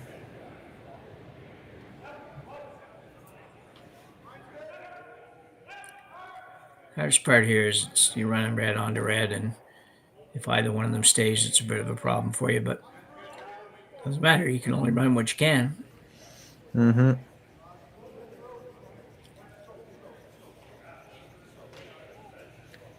Signature pre-shot routine. Yeah, it's very deliberate. He sets it up like he's going to throw an in-turn every time and then rotates it to the out-turn position. Yeah. Goes. This one's got to curl a lot if he's trying to make a run back. Maybe even just to hit it. We get it? Came off of that one. That's probably not a bad thing for him. It clears it out at least, so if he has to draw, he doesn't have to think about that. I think it was out of the way, but... Yeah, it's not... I wouldn't necessarily call it a miss. It's, it's a nice shot. Don't know if that's what they called, but... Yeah, I don't know. Considering I thought he was playing the run back and pick it out that way, but he might not have been, because that does carry some risk. If you happen to just about make it, but not quite, you leave your guard out there. Mm-hmm. Now all of a sudden McEwen comes around, maybe makes a little tap or something, and your next shot is that much more difficult. So I think these guys are actually playing a little bit of a tap on the red. I think so too. Just a little back 4 weight. Yeah. At this point with these sweepers, you could throw a regular draw and give your sweepers the ability to sweep for a little bit more weight and get your tapped rock in the back 4, back button. If there is a problem here in a place that you can't miss at, is just if you ever miss just with too short and you just you tap it a foot or 2, there might be a blank double blank, whatever you want to call that. Is all. So Marsh looking for it to curl. It's going to be pretty good for weight, I think. That's the best you could do. I think that's quite good. We'll see if he elects to play the double here. I think you're making the double for 1, so it's really whatever you feel like doing between that and the draw, and I think he just picked the draw. So yeah, I think you have to try to make the draw here. He made a great draw a couple of hands ago, so if he can make a good draw here, he has control. If you play the other one, you're giving up a point. Unless you blank the next hand, I don't know that you have control going home. So Brent Pierce now will look to Draw the button for a single here in the 6th end. Biggest shot of the game really so far for Pierce. This is a control shot really for the last 2 ends. The final 2 ends.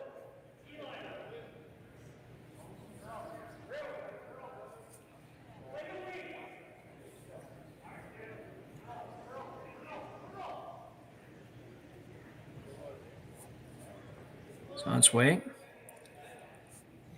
Keeper's brooms down, but not doing much else. Going hard now.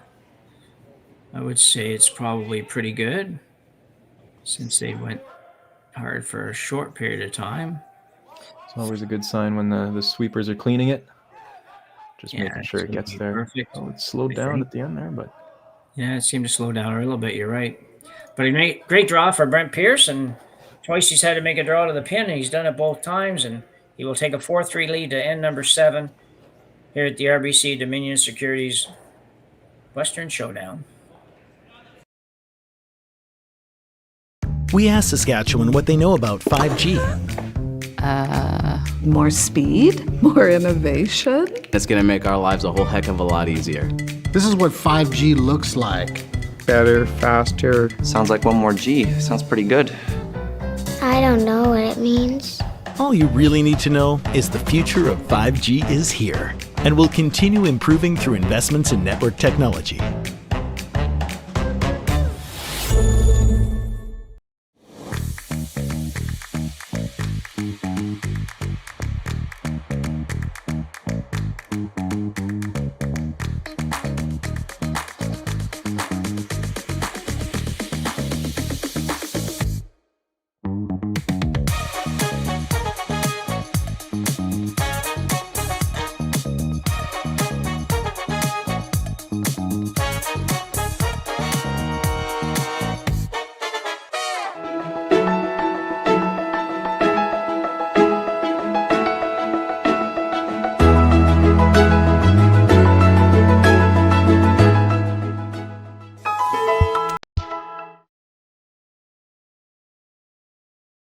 Hey Ben, what's the Aztec Safety online e-learning website again? Yeah, that would be aztecsafety.com. Fire extinguisher and firefighting, we'll send that one to Paul. Ah, now here's a course I should probably take. Conflict resolution. Power line safety. Yeah, I thought it might help me with my line calls. Did you know this Aztec website has over 100 safety courses? Jeez. Aztec Safety online course. Ground disturbance. Could have used that a few seconds ago.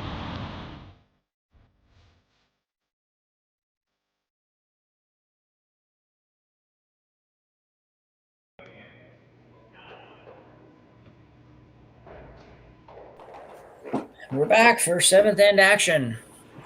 Quarterfinal matchup between Mike McEwen and Brent Pierce.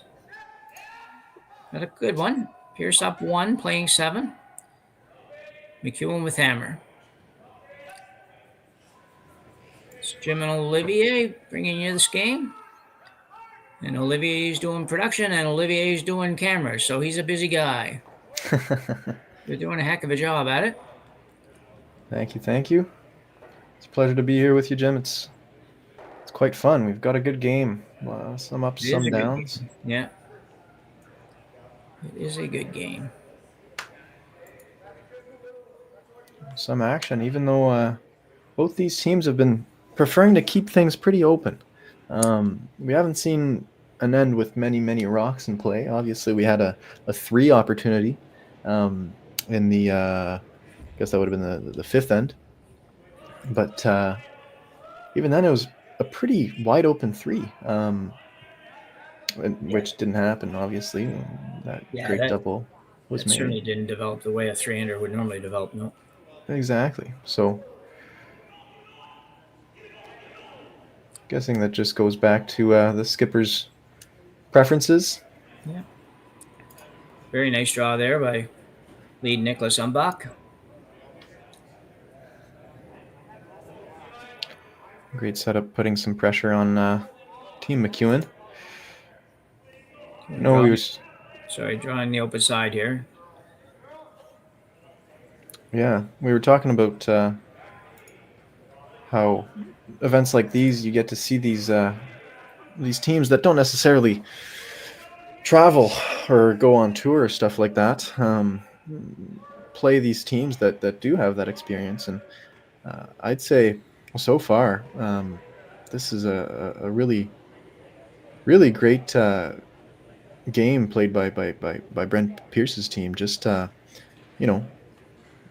playing a team that's touring and playing as much as McEwen. They've held their weight, and they did not let themselves get intimidated at all. Oh, absolutely. It's they've done probably more than that. They, the little bit of trouble they got into, they did have a couple of significant misses that were on the wrong sides, and that got them into a little bit of trouble. But other than that, they've been right there. It has been a strange game in the sense, like you say, it's there's been some good shots, been some good ends, but it's been relatively wide open. It hasn't been a really junky game at any point. Even the 3-under was certainly not a whole lot of rocks in play. It just developed in odd ways. So Marsh looking to play the hit here.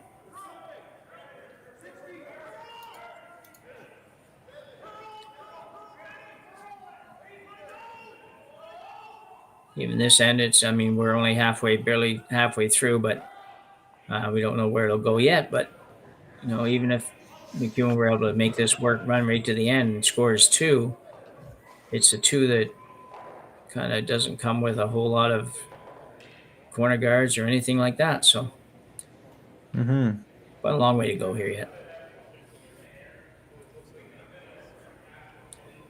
Pierce indicating he wouldn't mind a roll behind these rocks now. Just confirming weight. So Cody Johnson throws what he's expecting. Yeah, looking to bring play to the center. When you don't have hammer, that's normally the best thing to do. Restrict the scoring area. Make sure that if McEwen does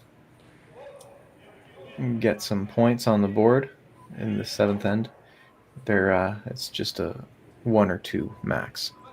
Yeah. Adversely, Mike McEwen trying to enlarge that scoring area as best as possible, so opting to roll out. Again, this is the fun of curling. You got these 2 skips literally duking it out for control out in the house.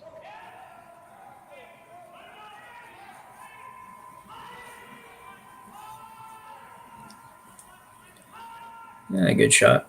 Very, very gentle. The rock gets higher and higher. Pierce could make one good roll here and could change things a lot in this end. Yeah. I think he'll take a shot at it right now, actually. Yeah. Makes it hard is you definitely don't want to lose it. You don't want to roll out or anything like that, and you don't want to really roll half the way. So you'd like to either make it or miss it, in the sense that you don't come close to it, because you don't want to leave McEwen a 1-foot roll to go behind or whatever. Matthew Bradford.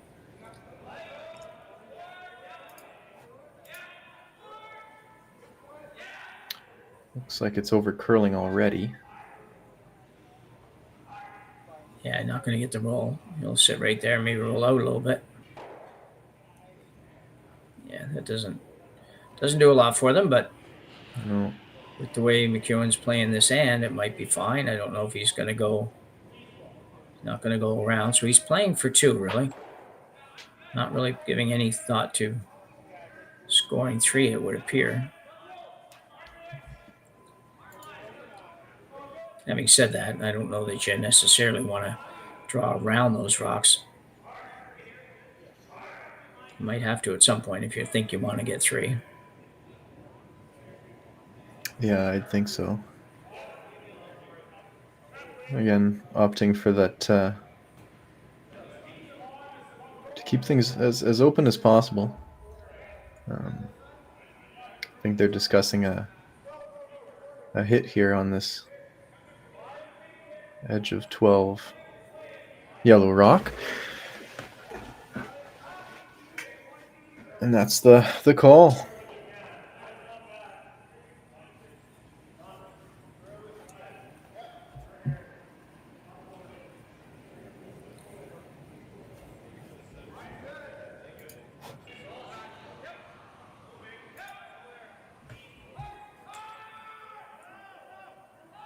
This one's going to come really close to rolling out, I think.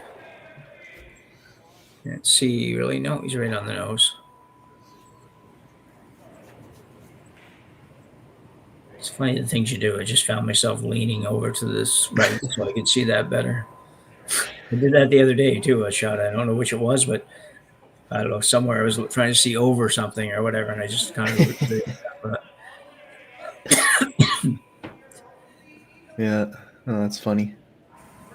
Someday I think technology will be like that, probably with TV, that you can actually have, I don't know, kind of surround look or something to it, whatever. Yeah, most likely. You know, it's already there with the whole VR, virtual reality stuff. It'll be interesting to see if, you know, how that impacts sports and curling in general. If people can... Yeah. Matthew Blanford looking to get the roll. Will he get all the way over? Pretty darn good. A few more inches and it would have been really good, but that's not bad. I'll be honest, I didn't see him roll that far that perfectly, but that's a great throw. Yeah, it is. So Colton Flash now will be asked to remove that. It certainly can. There's enough room, but it's not a gimme.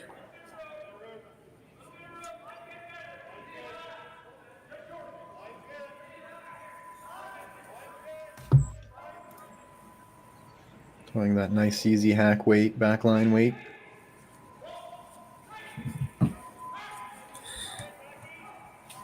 This looks pretty good. Somebody might want to sweep that on the they were team. Kind of looking at it. I guess he's going to hit it anyway, so he doesn't too worried about it. But it was kind of odd. I thought, like, why wouldn't you sweep that a little bit? Like, you might as well be number 2. Anyway. Well, like you say, it's going to play the hits. It doesn't matter. So certainly both teams kind of playing for 2 here. Both teams are playing for McEwen to get 2. Yeah, I think so. Yeah. 3 more inches on that roll, though, might have changed things for Pierce. But now, just go ahead and get your 2. I found it a bit odd, too, that McEwen really didn't make any effort at getting 3. I don't know exactly what that would have been, but... it seemed like the whole end they were pretty happy with 2, and I get that, but most of the time when you're happy with 2 there, you're still thinking, well, if there's an opportunity somewhere, I'm gonna try to turn this into 3. But yeah, we've talked about it, you know, before. We were just talking about it, but it comes down to these skips have a really nice conservative mentality on things. You know, they don't gamble and they play the easy shots, mind you. Not all of them are very, very easy, but at this level they play nice and simple shots that are straightforward just to limit the score. It's been name of the game so far, really. Yeah. So nose hit for Brent Pierce. McEwen looking for the same thing. Yeah, he'll be shot 2 if he can nose this.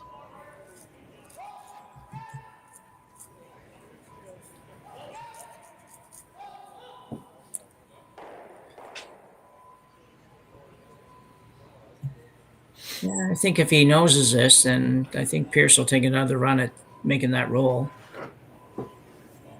He'll be high enough that it'll be difficult if he can make it perfect for McEwen to score 2. But for now, let's see what McEwen does. And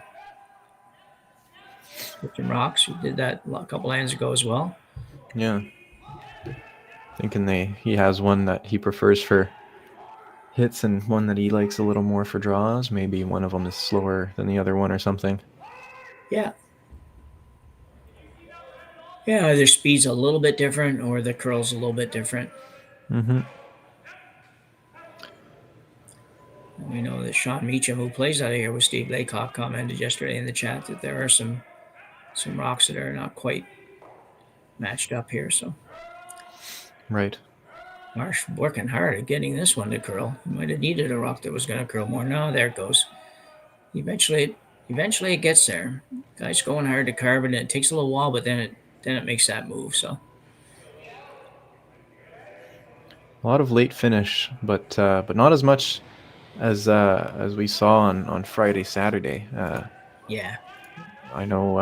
I did a few games earlier in the weekend, and golly, those rocks curled like crazy. Yeah, they really did. Yeah, that was the first thing I noticed because I did the event last weekend too, and the ice is good both weeks. We talked about this a number of times now. The ice was very good both weeks. Just last week it didn't have quite that hard finish that we have or did have for most of this event, and still do to a point. But it was last week. It was more of a, the kind of your more typical curling ice where it's sort of a slower curl but a gradual curl, and you might have 4 feet of curl, but it's not. It happens all the way down the sheet kind of thing, so it doesn't have that real finish. Yeah. Starting out here, it was, very radically different, I thought, from last week. So it was great. And last week was great too. So good job by whoever's doing it all that work here. So Brent Pierce now looking for the hit and roll. Nothing really to lose by going for the roll here. He's going to be close, I'll tell you.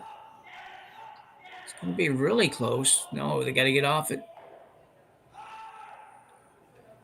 So close. They just needed to either help it curl a little more or just don't hold it from curling, because it definitely had a shot there, I thought. So McEwen with a little tap back for 2 here.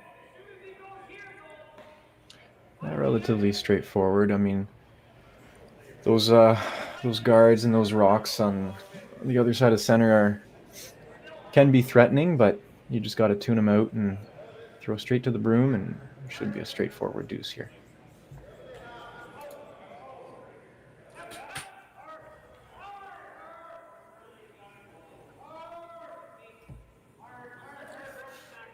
Well, with almost 1,000 people showing, we only have a few comments in the chat. You guys got to get a little more chatty out there. So far, feel free to. The McEwen team has the lead in terms of fan favorites on the chat by a little bit, not by much. So Mike McEwen now looking to make the shot for 2 and take a 1-point lead to the final end, or not the final end necessarily, the 8th end. Yeah, you never know. We might get some bonus coverage, as you said. I know. It's a real no close extra game. charge. This is going to be fine. I'll just walk it down. Yeah. Nice little tap. So for Mike McEwen, hangs on. Score of 2. So as we go to the 8th end of our quarterfinal match between McEwen and Pierce, McEwen will lead 5-4, and Pierce will have hammer. We'll be back right after the break.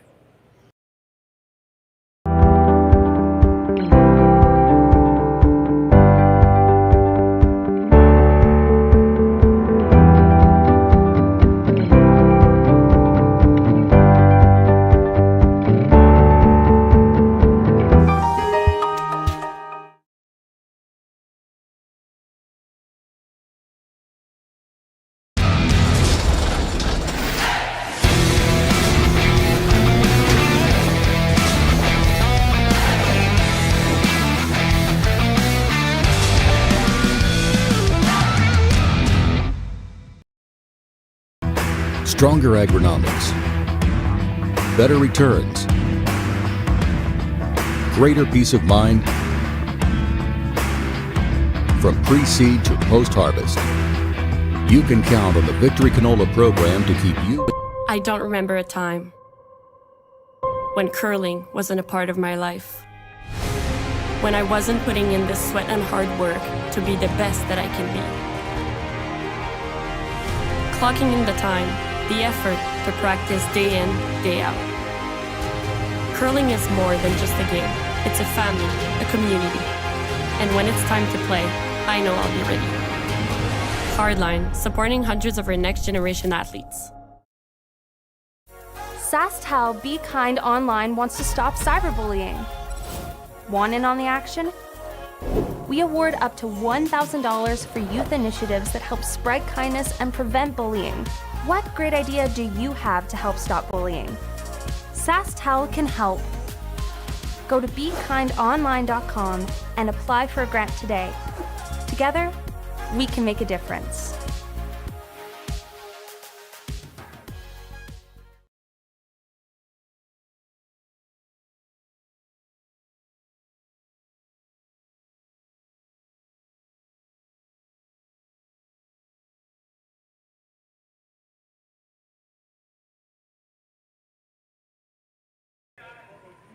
So we're back. 8th end. Brent Pierce, 5-4 deficit, but hammer here in the 8th end. Just a quick update on the other quarterfinals. Matt Dunstone scored 4 in the 6th end to defeat Brad Gushu 7-3. Brad Jacobs leads Ryland Kleiter 7-3 as well in the 7th. Kleiter with hammer in that one. And John Epping leads Cooey 3-2, also in the 7th. Cooey having hammer here in the 7th. So having a little chat here. Yeah, it's curious to see. You would have thought they would have talked this through before the start of the end, but yeah, you're right. It's sort of as we talked about earlier, but now this one is certainly very confusing because I figure you had to know you're going to throw a guard, and you have to know they're going to throw a corner. So what it would not have been to talk about before the end, but rather than now. But anyway, you can't go wrong with communication, and like we said before, we don't have any time clocks. Yeah. So they're just using the best the time to their abilities, I guess.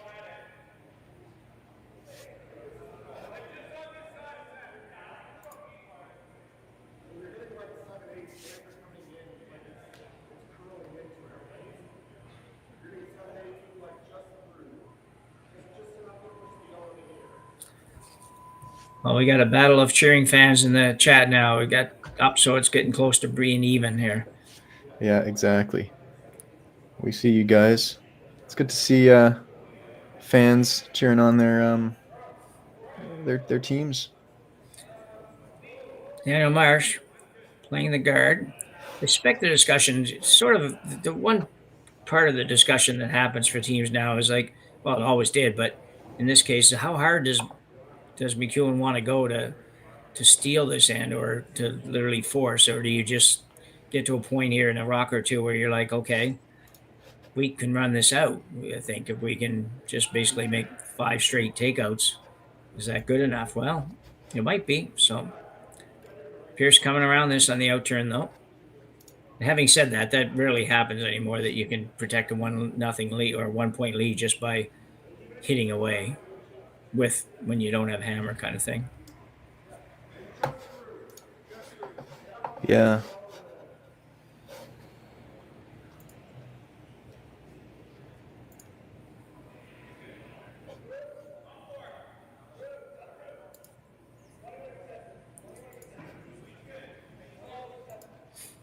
Lee Nicholas Umbuck with his second stone here in the 8th end, looking to come right around. Very nicely. I think the front ends on both these teams have very quietly had pretty decent games.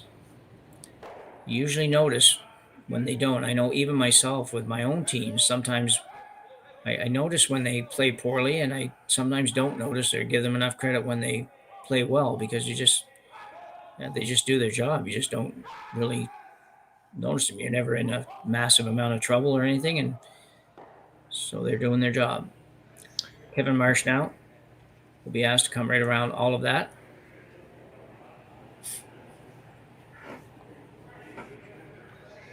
Yeah, you're right. We oftentimes, if our front end's not working too well, we'll notice it, and we'll be the first to talk about it. But a good front end goes unnoticed very easily.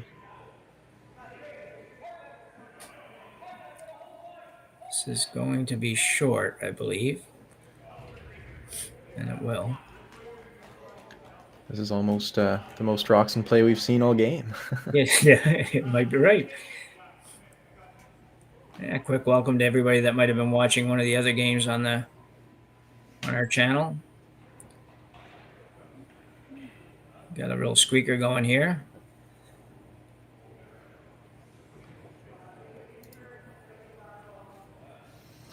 Bit of thinking going on Brent Pierce's side. You know, this is the first time in the game that McEwen's actually led. Getting that 2-7, just the first time he was actually ahead. He was tied once, or tied a couple times at the start, obviously, but tied in the 5th end, but he hasn't been ahead at all in this game yet. Yeah. If Brent Pierce, yeah, go ahead. Yeah, if he chooses to come in, we'll see. That's more. Yeah, the peel is more what I thought he would be calling. But yeah, if he chose to draw inside, it'd be a little shift of paradigm, I'd say, going a little more offensive. But he opted to peel, keep things nice and simple, straightforward.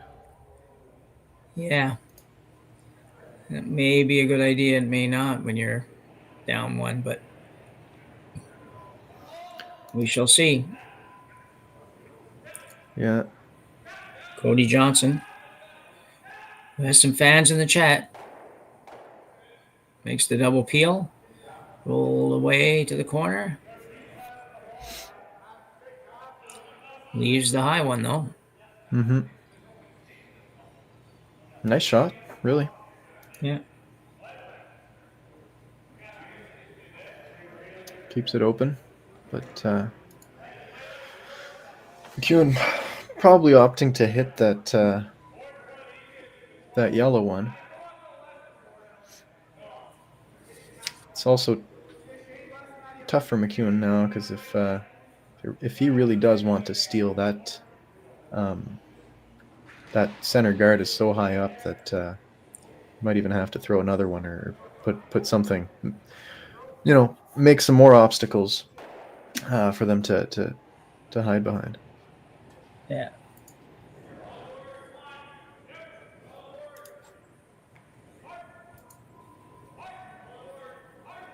So the outturn pick here for Marsh, just picking the yellow out. I think they want to stick around, which they will. The only problem here I see here in my mind is that Pierce is probably going to draw now because he kind of has to. Yeah, or play a little something like that. Yeah. That's what I was seeing. Right. Either way, you need a rock in play. Yeah, so it kind of makes me question a little bit whether or not the peel was a great shot before. I know that those guards can put you in trouble, but you still got a guard out there. You still got a red rock here that you're going to deal with now. Anyway, it's just fun to think about. Got an in-turn tap. You can throw this probably just hack weight or so and get a roll behind the corner, though. That would completely change everything. Definitely. Cody Johnson with his second here.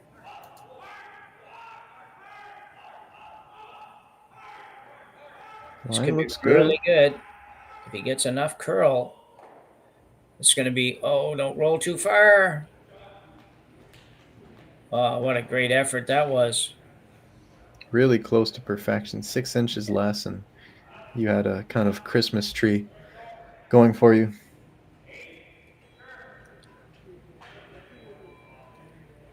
Cody's dad watching back at home was probably like us, just kind of gritting your teeth there, saying don't roll too far. Nice shot by son Cody, though. And the pick here. Colton Flash, will he get a piece? He will. Will it be enough to get it out? It is not. Oh, this could change things right here. Oh, it absolutely changes everything, yeah. So Pierce with a chance to get a second rock in. Just where do you put it? Lots of different options here and lots of different things to consider. I was going to say he could go right around on the intern side. Mm-hmm. Yeah, I don't love that. No, me neither. That's putting your eggs in one basket. Yeah. Yeah, he's opting for a nice little conversation here again. Yeah. And do you come around the center guard? Probably going to come around the center guard and leave yours open at the back. But you'll have one buried with now only 3 shots or so to go. Mm-hmm.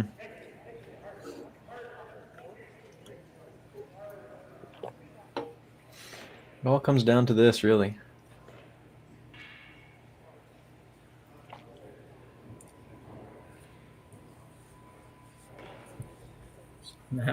Very quick. One of our chatters, Matt, says, don't go around the guard.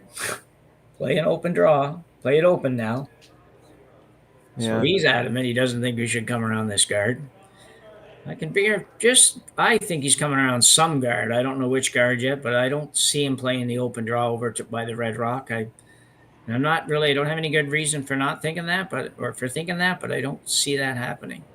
Although if you could sit right on the red, fully in the 12-foot, that's probably not a bad shot.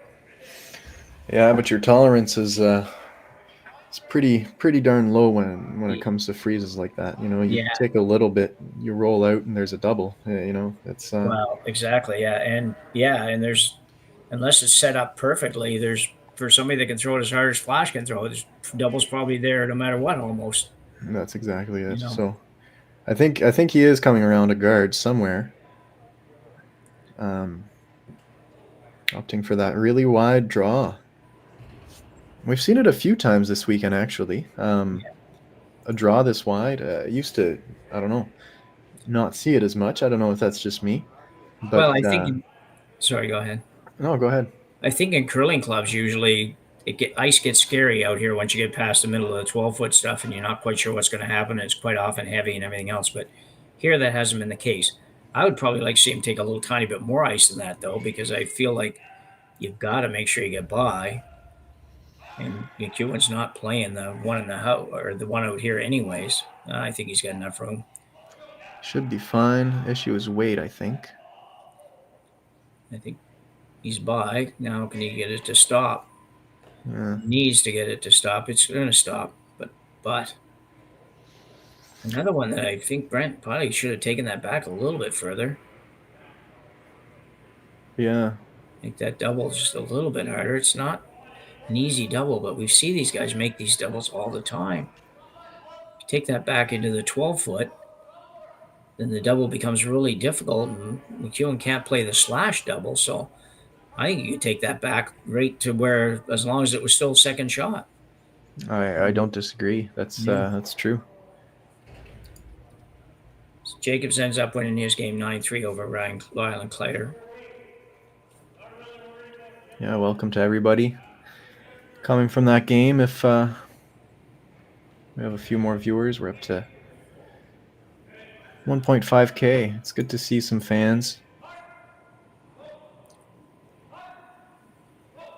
So a sort of lightweight double attempt by Colton Flash, or a hit and roll, one of the two. This is going to go over the top, but where will it go? It ends up perfect. That's a great shot. Yeah. Very good shot. Yeah, I just think that was a little bit of a lax in concentration there by the Pierce team and not taking that rock back further.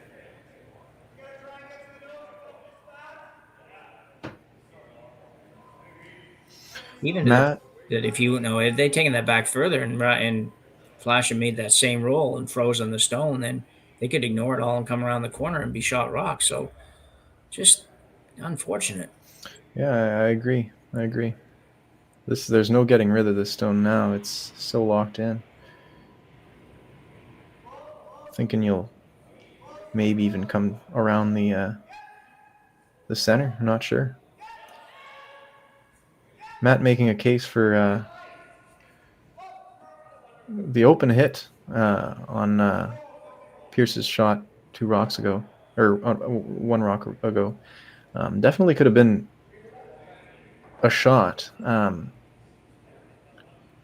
I guess it's just a way to keep it a little more open. and then keep your possibilities a little more wide, I guess. The draw is definitely a little more restrictive once you come around. You're definitely getting play behind the guards like we see here, and yeah. I don't know. I feel like you got to come around that center guard. It's so long though. I don't know for sure if it's good or not, and I think I got to come around on the out turn slide. I don't know what you're gonna gain by hitting anything. Like even the top one here. What I guess if you could run it right back onto the red and stick it right there, I guess that would be gives you a potential for the next shot. But man, that would be like grasping at straws. I don't see that working well.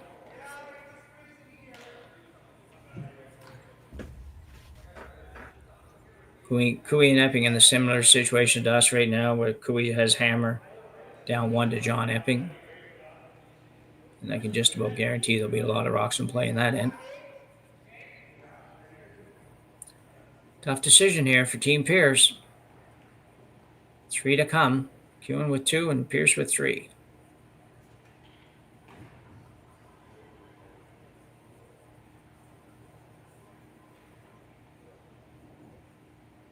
That was such a good shot by Colton Flash. I thought they were playing it like with a big weight double kind of thing, and they really didn't. They just played the weight that actually would have made the double probably if it had hit it directly on, but the option of ending up with what they had, and that's probably just as good or better than the double. So.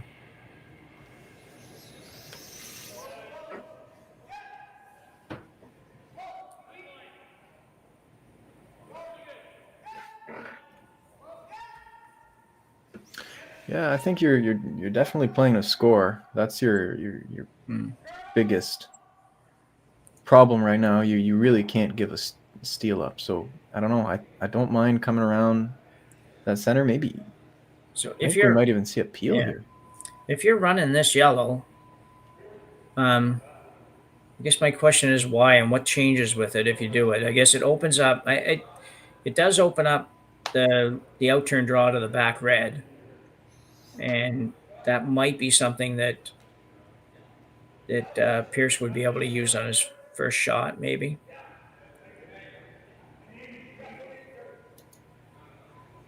So I'm not even sure exactly where he's trying to get this. I'm thinking he would line it up on this red one at the back, but yeah, he makes it perfect. And I mean, it's such a tough shot, but if he sees it. Not coming out with a missile here.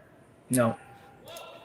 He wants to roll the shooter to the right side as we look at it here. So gotta curl a little bit more. Wow, he might make this. This is a great shot. Holy cow. Unlucky. That was really unlucky that didn't stay right on the nose of that red stone. Wow, let's take a look at that again. That's beautiful. I mean, just well managed by the whole team here. Nice and easy weight, not too much. But look how long this rock has to go. Yeah. This is pinpoint accuracy. They threw the right weight for it. And there's another half inch, and it's sealed right on there. Yeah.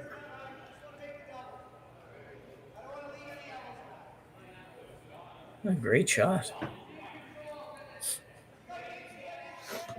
So obviously wide open. McEwen will have no problem removing it. Just got to figure out where he wants to go once he does.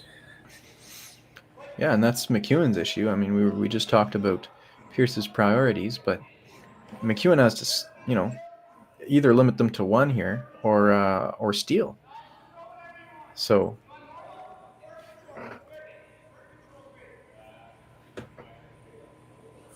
I'm not quite sure. I'm thinking he'll hit it. Most likely. But where does he want to roll?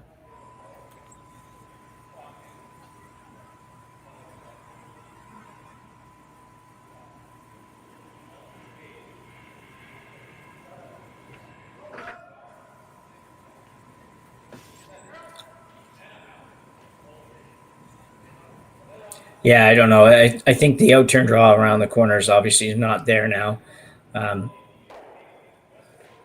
When Matthew Blanford's almost made a pistol there, his rock didn't roll very far away, which is, you had to have to try one or the other.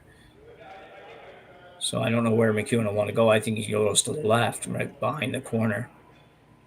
I don't know which way is the right way to go, really.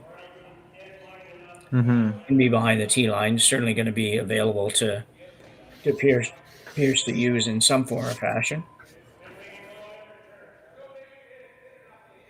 Well, we were talking about it all game, how it was such a close game and so neck and neck. But we might end up seeing another end here. I think there's a very good chance of that happening right now. You're right. The guard's so high that for both teams, for Mike and for Brent, coming around the guard is not, and coming back to these rocks is just not beneficial at all. So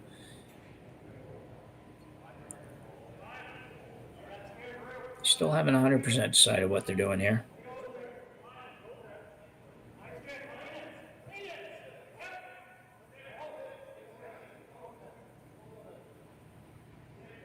Yeah, lots of thinking going on. Definitely capitalizing on the fact they're not timed here.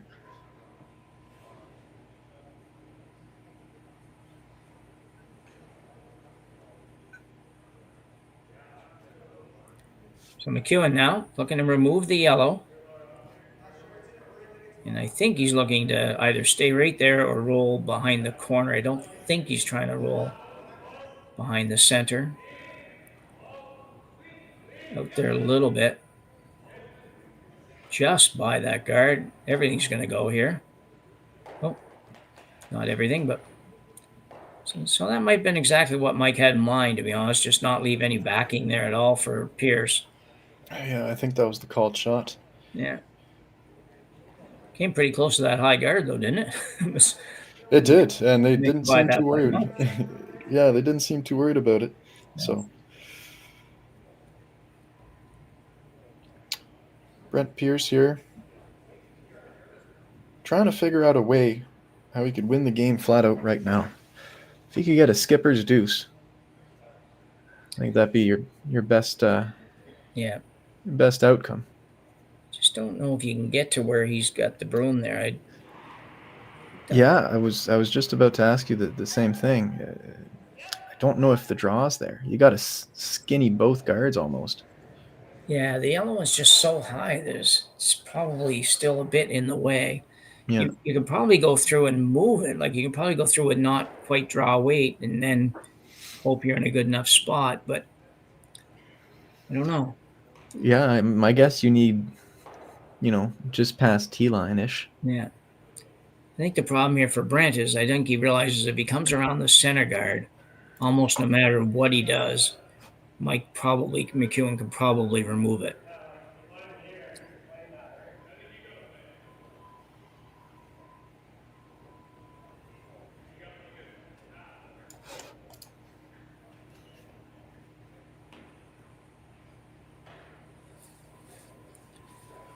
He's going to take a crack at it. Yeah. From where he put the broom down, I'm thinking he will throw a little more than draw weight. Yeah. It can't be much more, though, because if he throws much more at all, then the problem is he takes it out, but he rolls just right into the hole that McEwen just hit the other rock. Mm-hmm. So that's the problem, I see at least. So.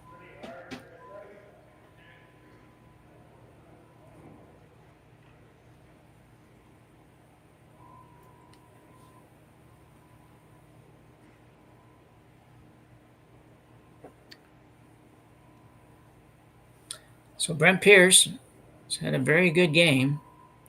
Looking to make another good shot here. He's had a couple perfect draws. This is just probably a hair above draw weight. It's probably back eight. Back eight probably does the trick. It's just the stagger on these guards is just really difficult. It's on its way. Got to get close to that top one. He is going to be. I think he's going to be okay for line. Now, can they make it curl? Can they make it curl enough to be buried in there? And they can. That is a great shot. A great shot by Brent Pierce. Actually made that easier than I think we probably thought, Olivier. Yeah, definitely. That looked like kind of a breeze, and with the perfect weight too. So that's a misjudge on our part, I think. Yeah. McEwen just saw Brent Pierce do it. Hoping to do the exact same thing. Get shot one and then start to get ready for what might be another end. Yeah, and McEwen needs to do the same thing in the sense that he needs to not roll off either. So he has to get as close to the nose of that as he can. That's exactly it. A little bit of room. So it's, if he does get to the nose and taps, who knows? There might be just enough room for Pierce to slide it sideways or tap it out. But let's worry about that one once we see where this one comes to rest. So Mike McEwen with a must-have shot here on his last rock in the 8th end. Facing one Pierce stone. Up one at this point.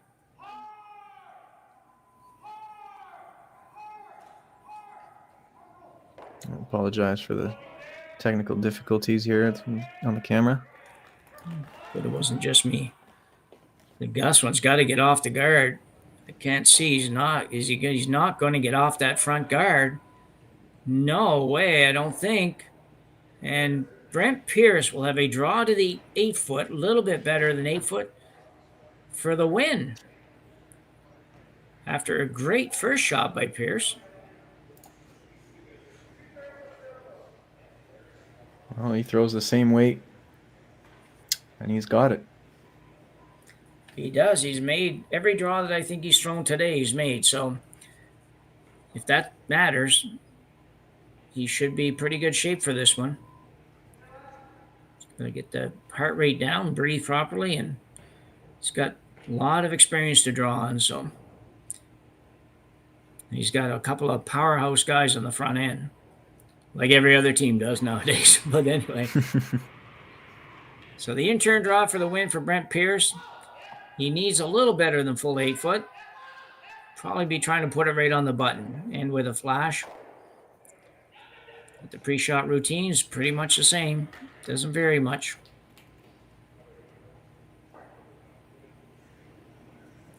And it's on its way. Sweeper's brooms down.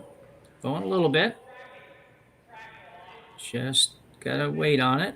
It's got to come off the outside rock. Got to come off that red rock. Is it going to get off? It looks like it will just barely get off that outside red. And that'll be good enough for the win for Brent Pierce. As he scores 2 in end number 8 to defeat Mike McEwen 6-5 in the quarterfinal game here at the RBC Dominion Securities Western Showdown. A great game for Team Pierce. They got McEwen when he was a little bit off early in the game and then managed to win it at the end. Terrific effort on their part. What do you think? Olivier, pretty good game. Definitely a great game. I mean, we saw both teams try and battle it out. We had some struggles from both teams, but overall, Brent Pierce and his foursome just really making the shots that mattered, and they were good enough to beat McEwen. So now they have, I think, about an hour to get ready for their next semifinal. So hopefully they can keep that streak going. Yeah. So thanks everybody for joining us. It's been a great morning. And we look forward to joining you again for the semifinals here. And like Olivier said, about 1 hour or so before the semifinals. That's about it. So from the RBC Dominion Securities Western Showdown here in Swift Current, Saskatchewan, I'm Jen Nix. For Olivier and I, we'll say goodbye for now. Handcrafted in Canada, Artline's Ice Pad has revolutionized curling for over a decade. Engineered with top-tier precision and durability, it is backed by an unmatched 10-year warranty. Designed for curlers at all levels to sweep effortlessly with maximum efficiency, It is trusted by the world's best curlers, including Olympic and world champions. It is quite simply the best brew in the game. Hardline. Join the revolution.